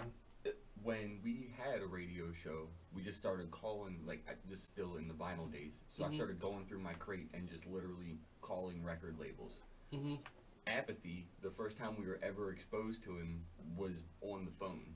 Like, dude was just putting himself out, and they were who were sending us. Matter of fact, at one point they sent us, what do you think? It was like... The Bud's distribution package was so thick. It was probably 300-400 records or so. That in one, like, it just showed up a box. We got everybody that they had, like Bronx Science. Like, I can't even remember all the. But that was when dude first came out, before he was even really a fan, and then later on became like a huge fan. How do you keep connections to those individuals that you've been able to meet? How do you handle that? Really, I can't say that's. I've been lucky enough to do that. I can't say I've been lucky enough to do that. You know it. That's not true. Who are you thinking about? We're friends with a dude named Ed Pisker. Oh, snap. Okay, yeah, you're right. Fair enough. But in terms of disengagement in general, how do you cultivate those relationships? Because as a musician, you got to be able to keep people in the phone. Simple as this. Real. Recognize real. Right. Fair enough. Not a lot of real left, but we get it. Fair enough. He's real diplomatic, as you can see. You know, to be honest, that's most of how any of that has ever happened. It's just us being honest and like reaching out to people, and they're like, "Oh, these dudes are all right." You know what I mean? And like, it's just that little relationship starts and kind of blossoms into something from there. Hopefully. Matter of fact, there was a dude who was definitely an OG in Baltimore hip hop, Sonny Brown. Okay. Now I might have known Sonny Brown from before, you know, back in the day, Hartford County, whatever. But I can remember bumping into him at an event that we were doing, and the words that came out of his mouth were, "Y'all are just hip hop." And that dude, to this day, when I have a question, hey, I don't know how I'm supposed to proceed here, he kind of gives me some guidance. So I shouldn't say that I haven't cultivated those relationships. Right. It's just like he said, real, recognize real, and I didn't view it as such, but. But in terms of where you are now, that's important to you? Yes. Or? Very much so. Particularly the relationships with those from the city. Okay. There was a Blaze battle that happened here years and years and years ago when there was a Blaze magazine that was supposed to rival The Source. Not sure what the connection between the magazine and the contest were, but all of those old heads that were there, well, they weren't the old heads then. They were my age heads then. That was when Scar and Akbar and all them right, Ogun first coming out. Okay. So yeah, like there were groups that don't exist anymore, but I know those cats are still in the area. I know they're still around. So yeah, those relationships I'm looking to recultivate. Those relationships I'm re-looking for. So that being said, if you know any of the rappers that used to rhyme at the 5 Seasons back in the day, Brother Walt. The first 5 seasons. The first 5 seasons. That's right. That's right. If I'm not mistaken, that was an Ethiopian spot, right? You can go in there and get some Are Billy y'all Goat. gonna ever come back to radio, or is that down the Well, line? We've talked about it a couple times. Like, we did a fake radio show. I'm pretty good friends. It was real because it actually. No. We recorded a fake radio show. Several of them. Matter of fact, if you go, it's WORD, Word Hip Hop Radio. Get that? WORD. Haha. The call letters. So yeah, if you go on Mixcloud and search WORD Hip Hop Radio, there's like 5 or 6. But see, shows now up you there. put that, and now somebody gonna be listening like, that's a good name, and they gonna take your name. So yeah. Well, and the other thing we do also, like, we're a bit obsessed with hip hop, and especially hip hop history, just because it just. So tell me something. Obsession is a like, bad word. I don't like know. Apathy. Now I have to go look up this person named Apathy. So give me a bit of like. Okay, the best piece of history I can give anyone is he mentioned the name Ed Pisker a little while ago. Okay. Now everybody knows that comic books have taken over the world. Now when I was in high school, I was a dork and nobody liked nobody. wasn't. Oh, No, I you promise I wasn't. was. He was cool. I mean, I was, but I was still a dork though because I was reading my comic books. But you know, comic book kids weren't respected back in the day. But now you can't turn on They the were TV weirdos. without a comic book story. Yeah. Unless you watching General Hospital. And they probably They probably got they got yeah. something going on. That But other one, it was another one that was kind of comic bookish. They had a little magic that was in it. Yeah, I do know what you're talking about, but I'm not going to get into that. But so That's a show. Ed, He made it up with all Ed that. Piskor is this dude who created this comic book that starts and it tells the history of hip hop from the beginning. Oh, cool. And if you're not going to get it, because I know a lot of people listening aren't, let me just tell you right now, all those people who think white people don't have a home in hip hop, go get that book and see what was going on in 1970s. Go see who was really pushing Do things. you have that collection? I do. Sir, he's cool. He was cool. I said he was cool. He was cool. There's 4 volumes out right now. It's called The Hip Hop Family Tree. Okay. We both have both box sets, and we both have one box set not open each. So when the time dude comes. comes That's to some town. weird stuff. That's some We weird. also just bought the Have you met him? the super rare. No. Not yet. Almost. Almost. But he just did a Nike thing just recently, and they put out a Baltimore Air Force One, and they were like super limited. Right. That was the one that they kind of dedicated to Baltimore. Yeah. Well, he did That was some the work dude. on that. That was Oh, dude's okay. work. Was on the old Cinderella shoes, the comic that's wrapping around whatever. Yeah. That's his his That's work. his. Okay, Yeah. cool. So we almost met him when he was in town, but it was like all kinds of craziness because he just put out like some X-Men comic also. So I think that's paying him a little bit more than Nike. Surprisingly. This one time, right? Jordan This only one getting time. 1%. Ed's probably only getting like what? Yeah. Wow. Not even. But in terms of, so who's in your, what is it now? Who's on your title list? You can't say iPad on your radio anymore. Oh, wow. You know, well, right now I'm doing a lot of writing, and I try not to listen to other people when I'm writing. Now, I hear that a lot. Is it a distraction or? Fear of theft. Because he's honest. He's an honest thief. Like, I got you. Like, if the line that I have is 100% genuine, yes, I meant to say that. If it's completely genuine, and then the thought, I can share that thought with something you've said. Right. It may be hard to not. It might not be an intentional thing. Mm-hmm. So it's just easier to cut other people out and let me work on me. Let me work on me. So I'll go a little askew from this then. In terms of women in hip hop, not to say you can't be inspired by women in hip hop, but women in hip hop, how do you like, or where are you with the lack of diversity or the lack of spotlight that community gets in terms of their part? Because when we start talking about people's pieces of the puzzle, often it's relegated to like 3 or 4 women are part of it, if that many. And you're not allowed to have too many women in hip hop at once. There's really only allowed to be one. Is almost the most ever right now. I mean, really? Like, Well, I mean, in the 90s. well, I mean, was, you had Moni Love, MC Light, and Queen Latifah. Well, that was like early 90s, late 80s. Well, then you had Lady of Rage, but who was her counterpart? Like, it's just hard to have, like, when Lil' Kim and Foxy Brown were out, they couldn't be friends. They had to beef, whether it was real or not. They had to. Because it was so little of them. Right. Faith and Eve were like more on the R&B side of things more than hip hop. Yeah. You know? So it really was just them two back then. It was But it was more. It was Definitely more. was With more. more. But in terms of that was quote unquote mainstream. That was Right. at the top of the. Do you see that ever changing or that being? Honestly, part of it? I don't. I have weird feelings about the mainstream just because of the technology and the things that are changing. There are so many rappers that will hit the news that I've never heard of, and then I'll do a little research, and they've got everybody. I'm the only person on the planet who doesn't know who they are. Exactly. But you never hear who they are, and they're huge. Just like a lot of the older rappers, we don't hear from them anymore. We assume if they're not doing the LL Cool J, Queen Latifah thing where they're doing movies or whatever, we think they're just sitting at home crocheting. And why? Why? Like, hip hop is one of the only genres that has an age limit. Billy Joel selling out the Dodger Stadium last summer, I believe. Mm-hmm. He ain't no spring chicken. But at the same time, people would. That's Jay-Z's 47, man. He better stop, yo. He's. But that's a cultural thing that we do.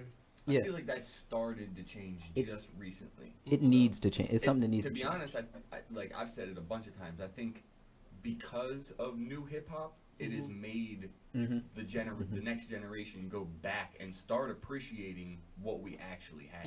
Like the 90s, 80s. Some of some of us never stopped listening, but some people stopped listening, and then this came out, and they were like, "What's all this? Right. My hip hop was so much better." Right. And so now they're listening again. You know what I mean? So I mean, to be honest, mumble rap helped.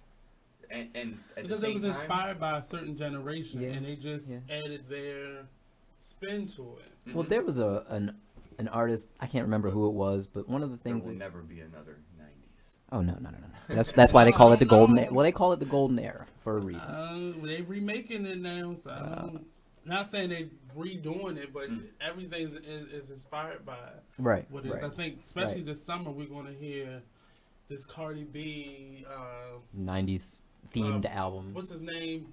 Bruno Mars. Bruno Mars. We're going to hear that all summer long. But and I'm okay with that. It's not a bad song. It's not. I think it just came out too soon. Right. It came out a little too soon. It's too early to be feeling like the sun is in your face. When clearly it's not. Yeah, it's not. It's really not. Maybe today, but not tomorrow.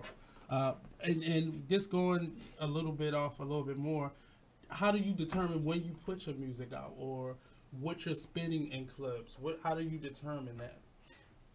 For me, as soon as I can get the project done and see a date that everybody can lock onto, that's what I'm looking for. I'm looking for a connection with everyone through the project. Okay. So let's say I'm rushing anything. Yeah. Like, let's say I wanted to put it out on St. Patrick's Day. You know, I want everybody. That's kind of weird.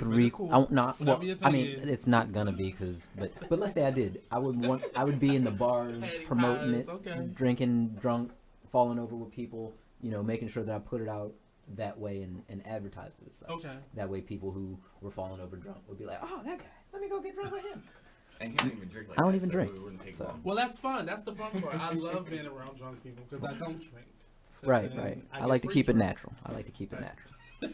But in terms of, so on the DJ side of it, DJs kind of got overshadowed by the engineer, the beat makers a little bit, because it became more about, and not that their jobs were kind of similar, but I just think the emphasis was on people who made beats more than the people who in the clubs. The people who spun the beats. Push play, and then that was it. Because it was kind of the same song going on and on and on and on.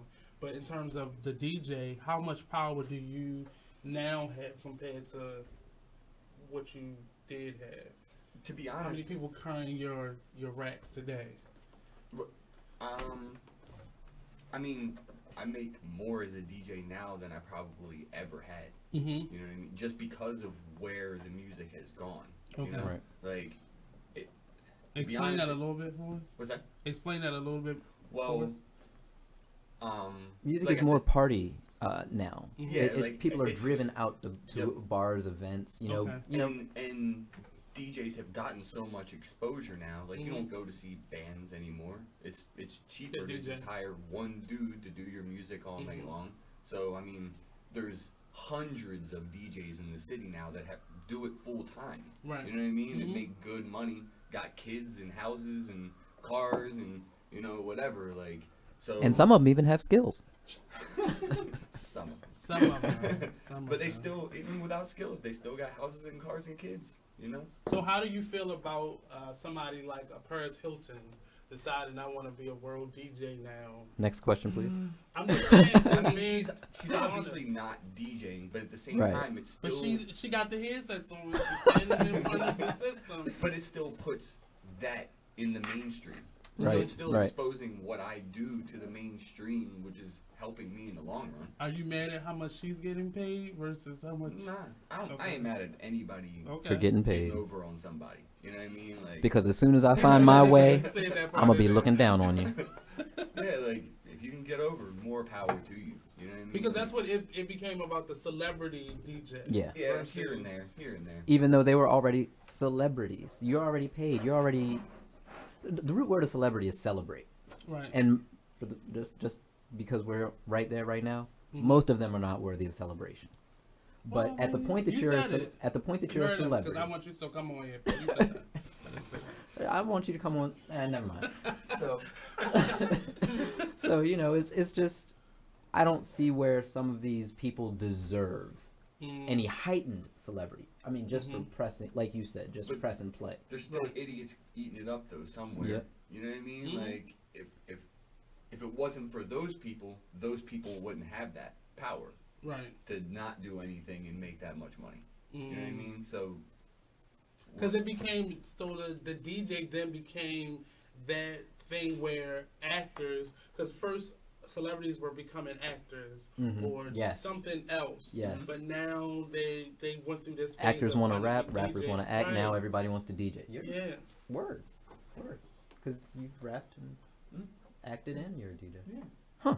So how did you both decide? So what do we work on? What is this project coming up, and how does this mean something to us? Because you are a team now, but you're individual artists. So how do you decide what you do together versus one mind and one common cause? Okay, that's the shit, son. Honestly, like a lot of times that we work together, like it just builds itself. Like I don't know if we're in control of it sometimes. If that makes sense. Like it just kind of happens, and you can tell that that's how it was supposed to happen. Yeah. Like you can tell that if we would have done anything else, we would have been forcing it, and we wouldn't have gotten this. So how do you work out collaborations with people outside of your duets? That's something we're new to. But we're very open. Like I said, I was always watch yourself. I was always worried about turning over any amount of control to someone else. But I've been working with a few people. But it's interesting you say that, because when you become partners, you have to relinquish some type of control. But dudes, it's where I'm weak, you have to be strong. Where I'm strong, you have to. Well, you're not just gonna come in here coattailing. Right. And it's like you said, it's teamwork. It's teamwork. So how do you attack business then, in terms of? So you two are individuals, but how do you go at the business of what you're doing? So how do we make money together? How is that defined in your group? Well, one of the first things we've done is we put ourselves together a little record label. Okay. Which is really just something that we can branch off of, and we intend to more than anything else. But so that means you're managing other artists, or nope, you just not yet. Okay. Right now we're just putting ourselves where we want to be, and we're branching out. My man's put out how many shirts now? 4 or 5 now, something like that. A couple hats. So okay. But you didn't bring any today. Okay. That's cool. Yes, you did. Okay. Well, we got a break coming up. Yeah, of work. And since we're speaking about it, I'm about to put out my first shirt. Okay. So I bounce ideas off of him. He bounces ideas off of me. How are we gonna do this? It's just really I'm gonna just say it. We sit around. Sit around blazing. What comes out of it comes out of it. Wow, blazing. I mean, I meant to try that one more day. Than that. It's a little bit more than that, but I'm afraid because I already eat cheeseburgers, so I don't need any more calories. Yeah, well, you know what? You don't want to get the edibles then. You don't want to get like the Chex Mix snacks because you'll just you'll never and you won't even see it happening. I'm afraid. I don't want to see myself. I don't want to see myself like on another level. I already have a natural high that's crazy already, so I'm gonna take your word for it. I blow highs. I don't believe that. And this shit, I do. That's my job. You got a good energy. That's my job. I really do. I love to be around people lifted because I kind of bring it out of you. That's what it is. So speaking of bringing it out, we're gonna bring out some commercials and pay some bills, and we'll be right back here on the Artist Exchange Radio Show, only on BeExposedRadio.com. All right. You are now listening to Just a Bit Outside, the sports radio show at BeExposedRadio.com. Come join us every Monday night from 8 to 10 p.m. on YouTube, Facebook, or BeExposedRadio.com. So we had a lot of things going on. Mother's Day, Major League Baseball, pink bats, pink outfits. Yeah. They certainly did the mothers good. They don't show them justice. Like Jimmy said, the pink bats, cleats, all types of pink highlights in the major leagues. The Orioles were swept by the Kansas City Royals. Wah, wah. The Kansas City Royals. Thank you, Eric. Kansas City Royals is they're like one of the worst teams in the major leagues baseball right now. Yeah, so that was a little tough. Yeah, so the Orioles no longer have the top record. It belongs to the Washington Nationals now. Yeah, so that was tough. So hopefully they'll get back on track with the next series. Maryland, we got some local sports, collegiate to report. The Maryland lacrosse. Let's shout out the Maryland lacrosse team. They are in the NCAA tournament, and they... Hey, this is Mark, just a bit outside on BeExposedRadio.com. Listen to us every Monday, 8 to 10 p.m. on Facebook and on YouTube. You use Tearless Baby Shampoo because it's gentle on your baby's eyes. You make sure his toys don't have any sharp edges. You always test the bathwater to make sure it's not too hot. You taught her what to do when the smoke alarm goes off. You make sure she wears a helmet when she rides her bicycle. You put on his sunscreen, even when he's embarrassed his friends will see. You do so much to keep your child safe. But are you using the right car seat for your child? Is your child facing the right way in the car seat? Is the seat too big or too small? How do you know when it's time to move your child into the next type of seat? Car crashes are a leading killer of children ages 1 to 13. Protect your child's future at every stage of life. For information on the right seat for your child, visit safercar.gov/the-right-seat. That's safercar.gov/the-right-seat. A message from the National Highway Traffic Safety Administration and the Ad Council. Why is Connor having trouble focusing in school? Having trouble finding Connor's middle school? Would you like directions? No, why is Connor having trouble focusing in school? Finding lowest airfare to Istanbul. No, I'm tired of fighting with him over homework. Home, walk, restaurant. Need a review? No, I need help. He's very smart, but his mind wanders. He's disorganized. I think I understand. Oh, good. Finding best potatoes for French fries. No! Russet, fingerling, Yukon Gold. Why don't you understand me? Sorry, I was trying. You are listening to BeExposedRadio.com. But I was coming from Harford County, so yeah. Oh, well, it was Hazard County at the time. So. Welcome back. Welcome back to the Artist Exchange.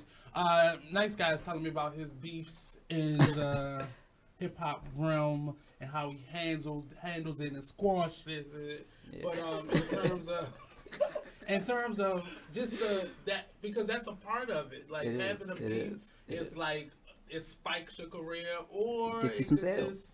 Eliminated. My favorite new show now is The Drink Champs, and I love when they get into the conversations of what beefs are. And and a lot of people don't even look at him as like a beefer because his music was seen to be so cotton candy, but LL Cool J, because he turned into Mr. Lady Love, but that was one of my favorites. Yeah, that's my show because of beef.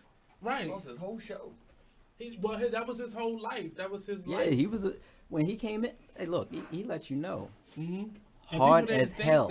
Battle anybody. Don't care who you tell. Like that's what he was about. So you throwing out rhymes. What's that one rhyme that what was the first rhyme that you memorized? Oh wow. Mine was I Need Love. I'm not gonna lie. You know what? That it could have been around. It was definitely either some old LL or some old Run DMC. I tried to get Rakim, but I didn't have real. It had to be Fat Boys. So you like the fun rap?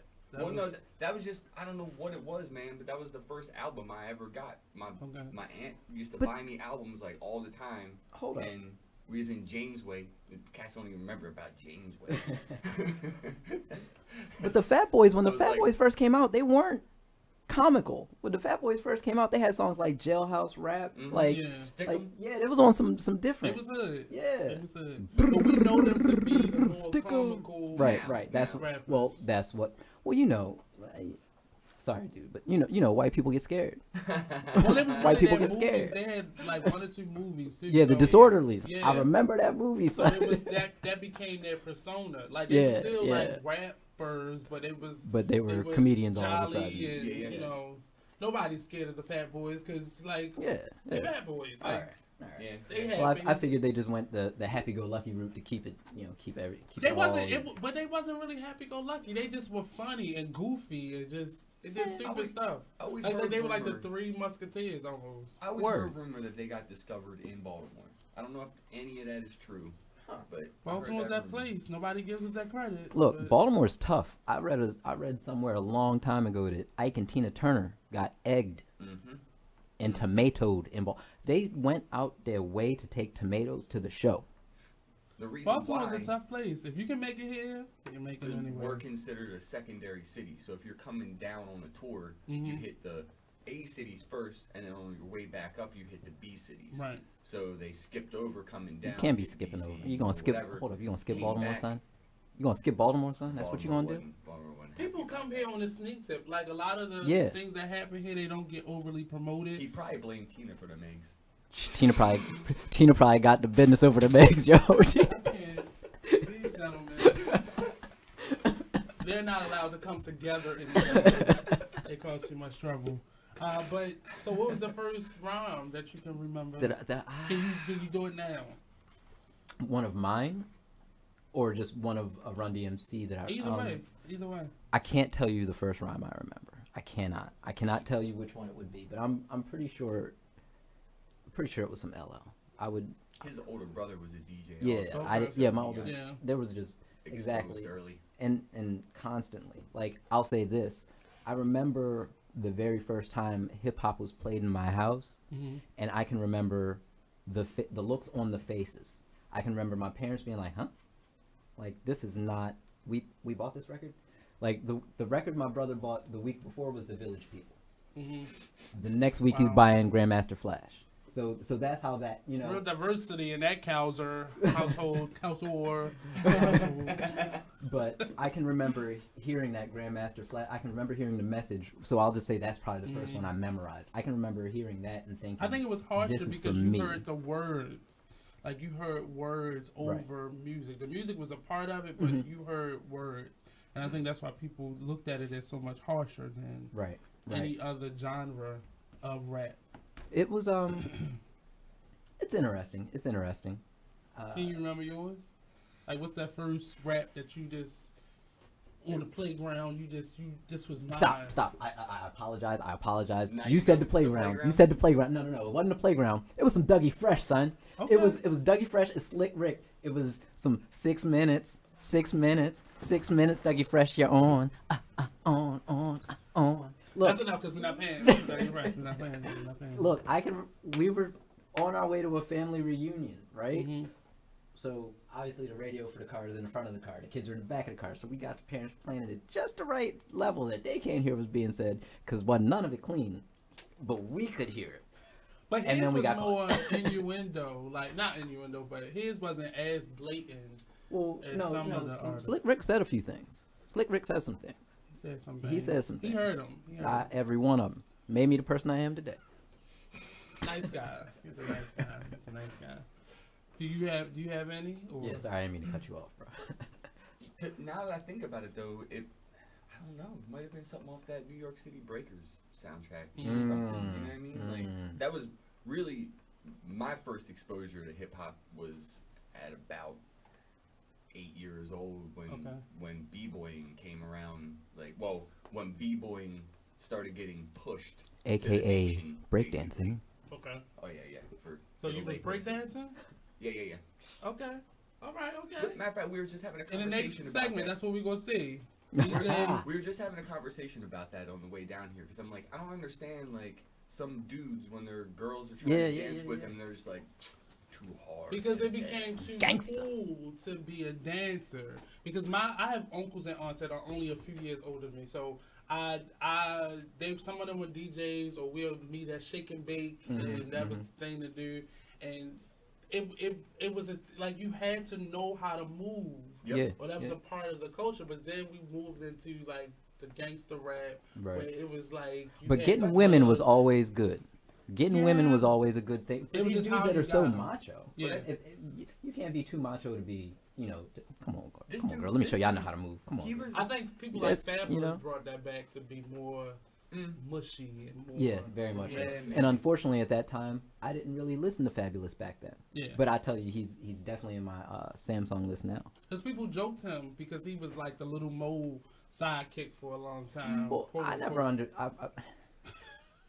I know what you're saying. I know what you're. And I Because he remember wasn't- that because I was one of those. Nobody people. listened to his albums. It was just his collaborations were Yeah. with mostly R&B Yeah. women like Tamia or Little Mo. So nobody really listened to. But when he started spitting it. It was when he started doing freestyles. Yeah. Is when people started really paying attention. Started to realize that dude is ridiculous. Right. Yes. Because he was the lover, man. He was the next LL. Yeah. They didn't see it coming. They didn't see it coming. So is there anybody that you would want to work with, maybe locally or just in general? Any collaborations that either you want to do? I just recently started recording with these guys locally, the Gods. Okay. Dope MCs. Those cats been around for a long time too. I was thinking about trying to get together with Scar Akbar on a couple of things. He started doing production that has a whole lot of really nice beats. So, right now, those are two of the main that I'm interested in doing things with. Scar's probably not even aware that I wanted to work with him like that. But now he knows. We're gonna tag him in this, and he's gonna know, and then y'all can come on here and premiere your project. That's what I'm saying. Work. And I'm willing to do that. That's what I'm saying. That's what I'm saying. You got to get the business on tape. See. So you can throw it in their face. So when I see him already on fire or something, Screenshot. Right. That's like you said that this was gonna go down XYZ. I just want my cut. That's all I asked. That's all I asked for. I facilitated this. So in terms of just partnering with people, what are your parameters in terms of who you want to work with? Or who not? From what I understand, I have a very unique and old school style, and if I get a chance in a few minutes, I'll spit something. People so hear people can maybe hear. after he finishes making this explanation, maybe you just never know. Like I'm told that I'm very 90s with it, so I Okay. kind of need somebody who meshes with that. I kind of need somebody who appreciates that. And anybody who does, let's talk. Who's on your radar, like locally? Who's on there? You said Sky Akbar. There's this cat named Pinpoint, Regulus Runt. Those two are the gods, who the gods. What's my man? Guy Grams. Guy Grams. I definitely want to do something with him. He kind of gets steady rotation in my CD player. I'm gonna give it to him. Guy Grams gets steady rotation. Ill Conscious has an eye. But to sit in front of him is a lot different than to hear him, because one, you forget that you're listening to this dude right here, because he turns into a different person. I got to meet him on the show a couple times, but like he's just different. You don't assume that this is the person that you're listening to or you've heard, and then you watch. Because I've seen him perform and didn't see him. It was just a lot of people. It was dark. Didn't really see him. And then when I sit down in front of him, I was like, "That was you. That's kind of crazy." But okay. Now cool, you say cool. that in relation to who? Guy. Oh, to Guy. Okay. I just didn't see him.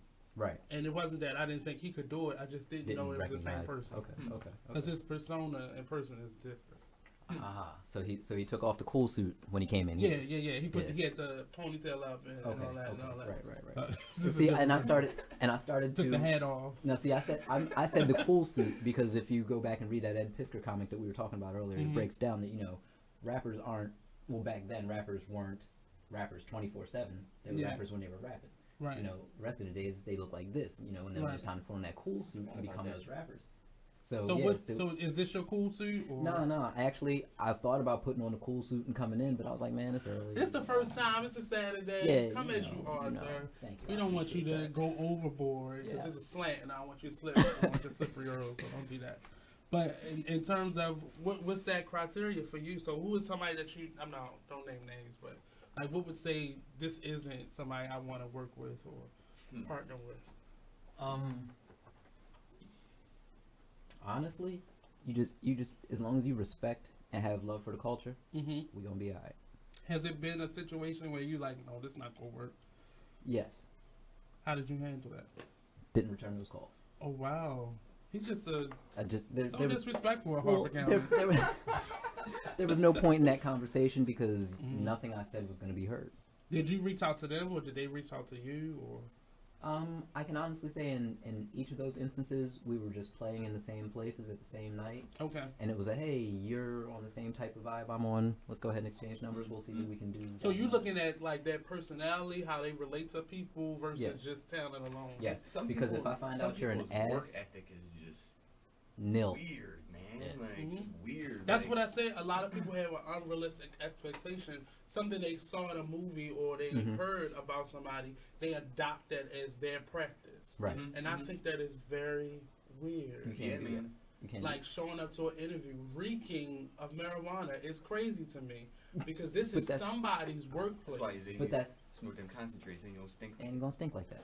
But see, the thing about that is in that regard, they he think got it down that's to a sign. But you're not reeking of it. So our elevators smell like it. Our chairs don't smell like it in the lobby. Like, but this is somebody's work environment. The club still smell like that. It doesn't make sense. Because it's the thing to do. It's not. It means I'm. When well, you were, when you were 19, yes. Yes. But even then, it wasn't acceptable because it's crazy. Like, I think that whole 9 grams just got people's heads messed up. They think, oh well, it's legal now. It's legal now. Well, you're allowed to carry 9 grams. as much as 9 grams. Okay. So a lot of that smell. 7. You might be messing a bunch of people up right now. No, that's 9. My bat weighs more than 9 grams. Be safe. It's just 7. So man, I ain't worried about them. Is that Maryland? That's Maryland. Yeah. Okay. But I didn't know that. Yeah, it was like a year. Well, no, it's not legalized. It's decriminalized. Yeah. Okay. So that means the Baltimore cops won't hit you in the back of the head with a nightstick. Yeah. Okay. Well, possibly. Yeah. Well, I mean, they're probably still going to do that. We're still talking about Baltimore. Let's not be crazy now. Whoa. Let's not get ahead of ourselves. That's 9.5. Hold on. Let me eat that. It's only 9 now. Oh, see, you destroying evidence? Oh, I definitely got to go upside your head. That's just a branch. That doesn't even count if it's a branch. Yeah, I was upset that was even in the bag, officer. I'm as mad as you are about that. I really can't. So can we hear a taste of who you are? Certainly. Sir. And it's weird because after the weed talk, I almost feel it, but I won't.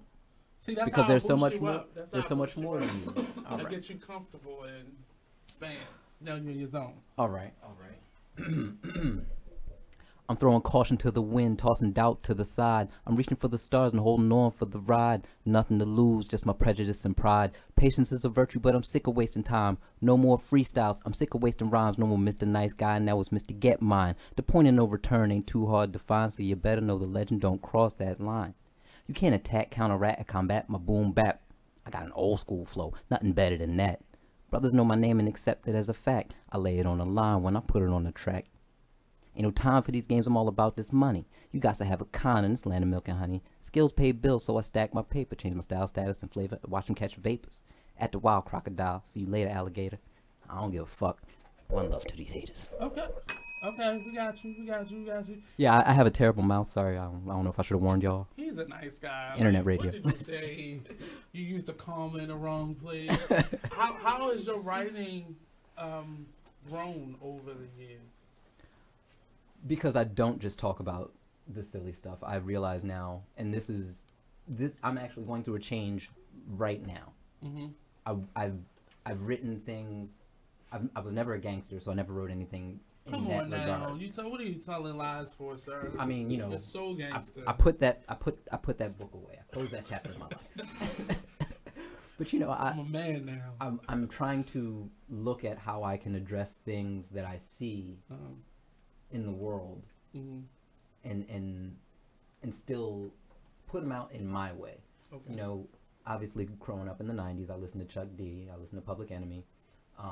There was a message there. Mm-hmm. I understood and appreciated that message. But it's hard to deliver a message and still keep the fan base that you're looking for. Because I don't want to give up anybody that has been with me up until now. But and I see this with Jay-Z and artists of his caliber. People want to keep him that 20-some-year-old dope dealer rapper that he was, and it's hard for people to grow in their talents if you're still trying to get an audience that's back where. Well, you need your audience to grow a little bit too. Then the people that want Jay-Z to still be a drug dealer, are they still in the same place they were when he was in his 20s? Probably so. They probably still getting nickel bags. That's what they do. But, that's. But at the same time too, like both of us are. De La Soul is probably one of both of our favorite groups of all times, without question. They've been grown man rap though. You know what I mean? Like since the 90s. So like, but you saw the progression. So you weren't just getting thrown this new thing from this artist. They were always that. Right. You know what I mean? So when Jay-Z came out, like I love 444 because I like grown man rap. You know what I mean? But what he doesn't always give that. You know what I'm saying? It's expected from groups like De La and Tribe. Yeah, he gives reflections of his time, and he'll say it that way. But he's not in the same space where he was when he was creating, so he's far removed from that. But he didn't bring you to there. You know what I'm saying? It went from here to boom. This is what it is now. And like I said, I still like the last album, even though ain't nobody asking for no songs off of that in the club. So I'm just saying, I don't know. And I'll ask you that question too. What do you decide to play? Because the DJ is seen as a person that controls the party. How do you decide what gets played? Do you slip in a little bit of NiceGuy? Do you slip in, like, how do you decide Best what to believe, boy. gets played? To be you're honest, not carrying your to be for real, like, more than anything, I play for the crowd. Like, I try not to even play for myself anymore unless I have to. Like, I usually don't even play songs that I like some nights. You know what I mean? Just because I'm there to do my job. I'm there to please the crowd. I'm there to make people move. You know, so. So how do you determine that? Have you ever played something it was like the dance floor just got empty? Have you ever had that? I'm sure. But for the most part, once that energy is there, it's trying to see how long you can keep it going. Okay. And that's the fun part. You know what I mean? Are you actually looking out in the crowd? Oh yeah, no doubt. Okay. And like definitely pays attention to the crowd. And honestly, I try to play more for females than anybody else because, as Tupac told us, if you do it for the females, the males are going to be happy. Okay. So as long as they're happy, then the dude's got something to watch, even if they're just standing on the wall and never make a move all night long. They're still entertained and they ain't going nowhere. So what are you playing now? So they just gonna go home to their sex robot though. The typical list, like what would you first couple you start with, last couple you? To be honest, most nights I always start with old school. Like even depending on the spot, like I'll start as far as like 70s and funk and disco and work my way up. So where are you playing at?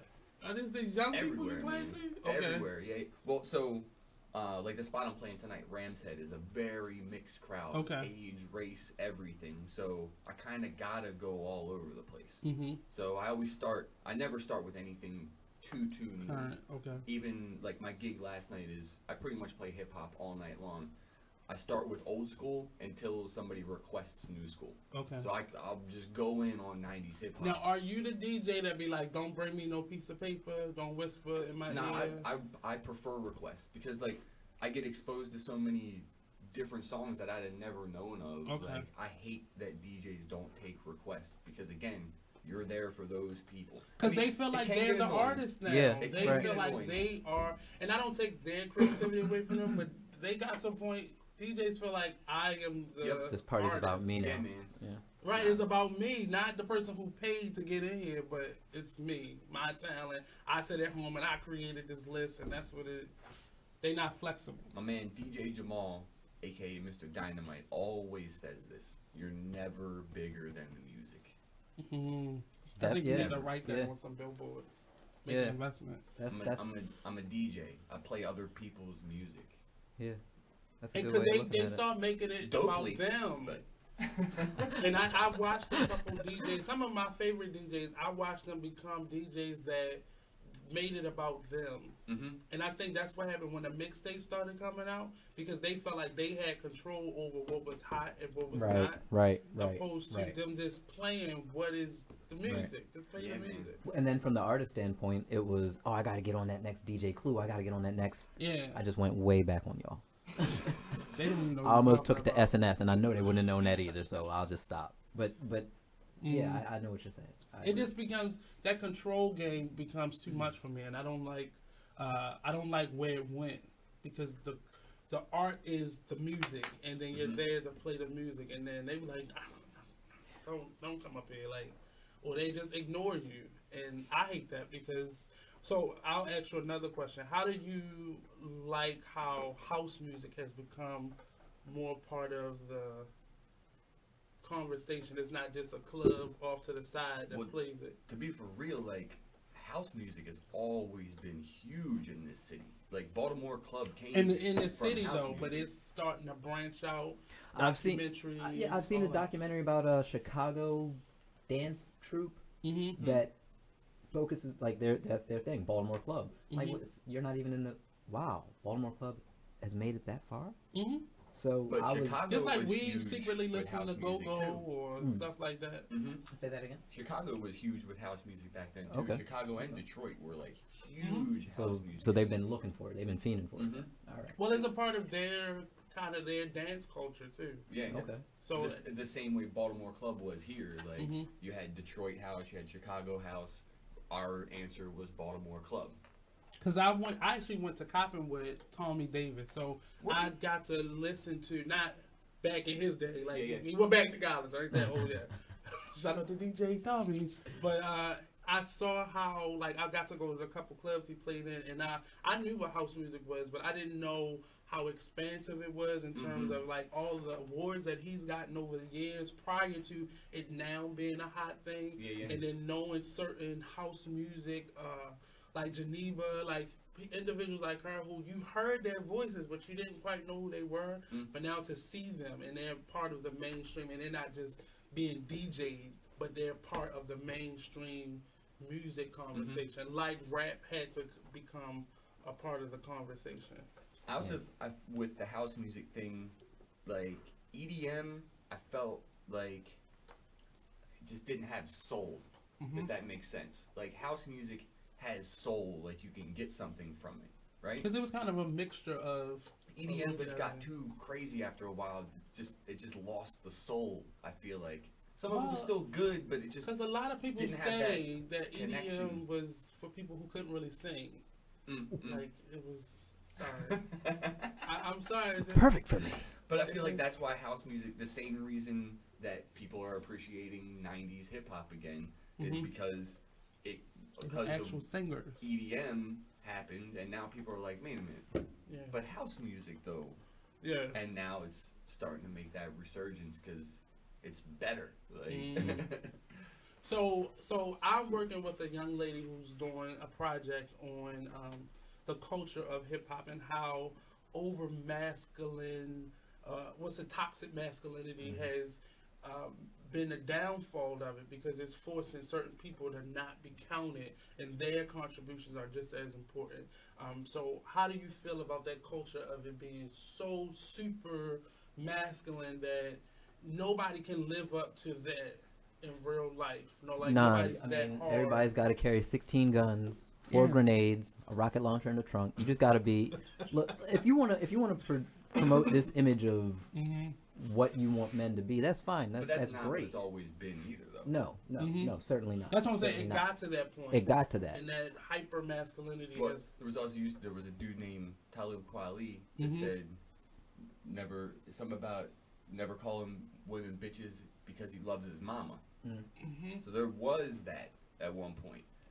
You know what I mean? Like there was Lauryn Hills at one point. Right. You know what I mean? Like, so it's just gotten to that point, and that's kind of taken over, and they don't want you to hear about the other stuff now. But that's always been the case. That the good music's never gone away. You just have to look harder for it. That's a word. So I'm gonna ask these gentlemen because we're coming to the end of this awesome interview, and I just have one last question for them. We asked all of our guests this: what advice would you give to your 17-year-old self? Don't stop. Don't stop. Don't stop.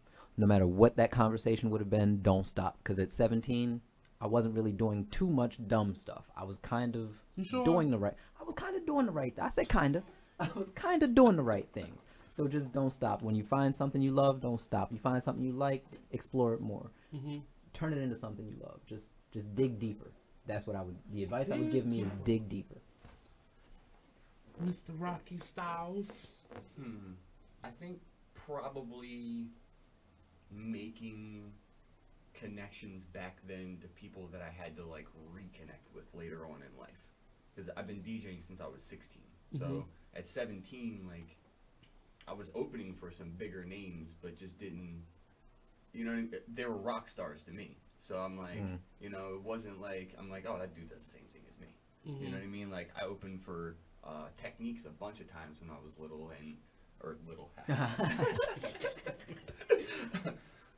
when I was younger, and like Miss Tony would come through, and Reggie Wedge, and like those people were rock stars to me. You know what I mean? Right. So it wasn't like, but now I'm like super cool with this dude. You know what I mean? Like, and like, you know, and I'm like, I'm sure it would have been the same thing back then, and it probably would have excelled me that much more. But certain people I always looked up to, not that I was doing the same thing as them. You know what I mean? So is that speaking to cultivating a relationship, or just?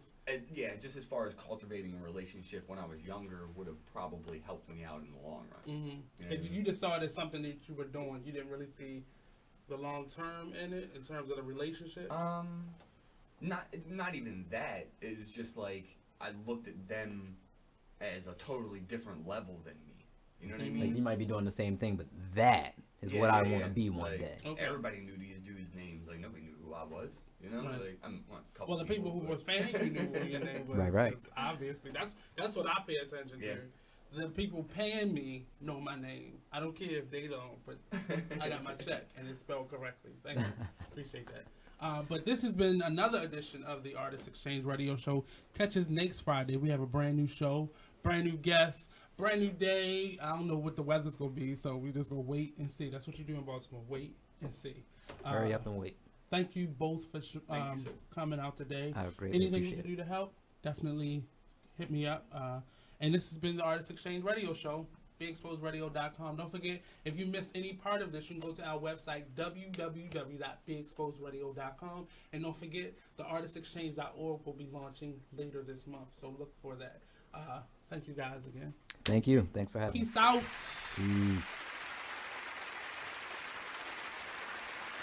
Only in the forest can you see this. But nothing beats the moment you see that. Cool!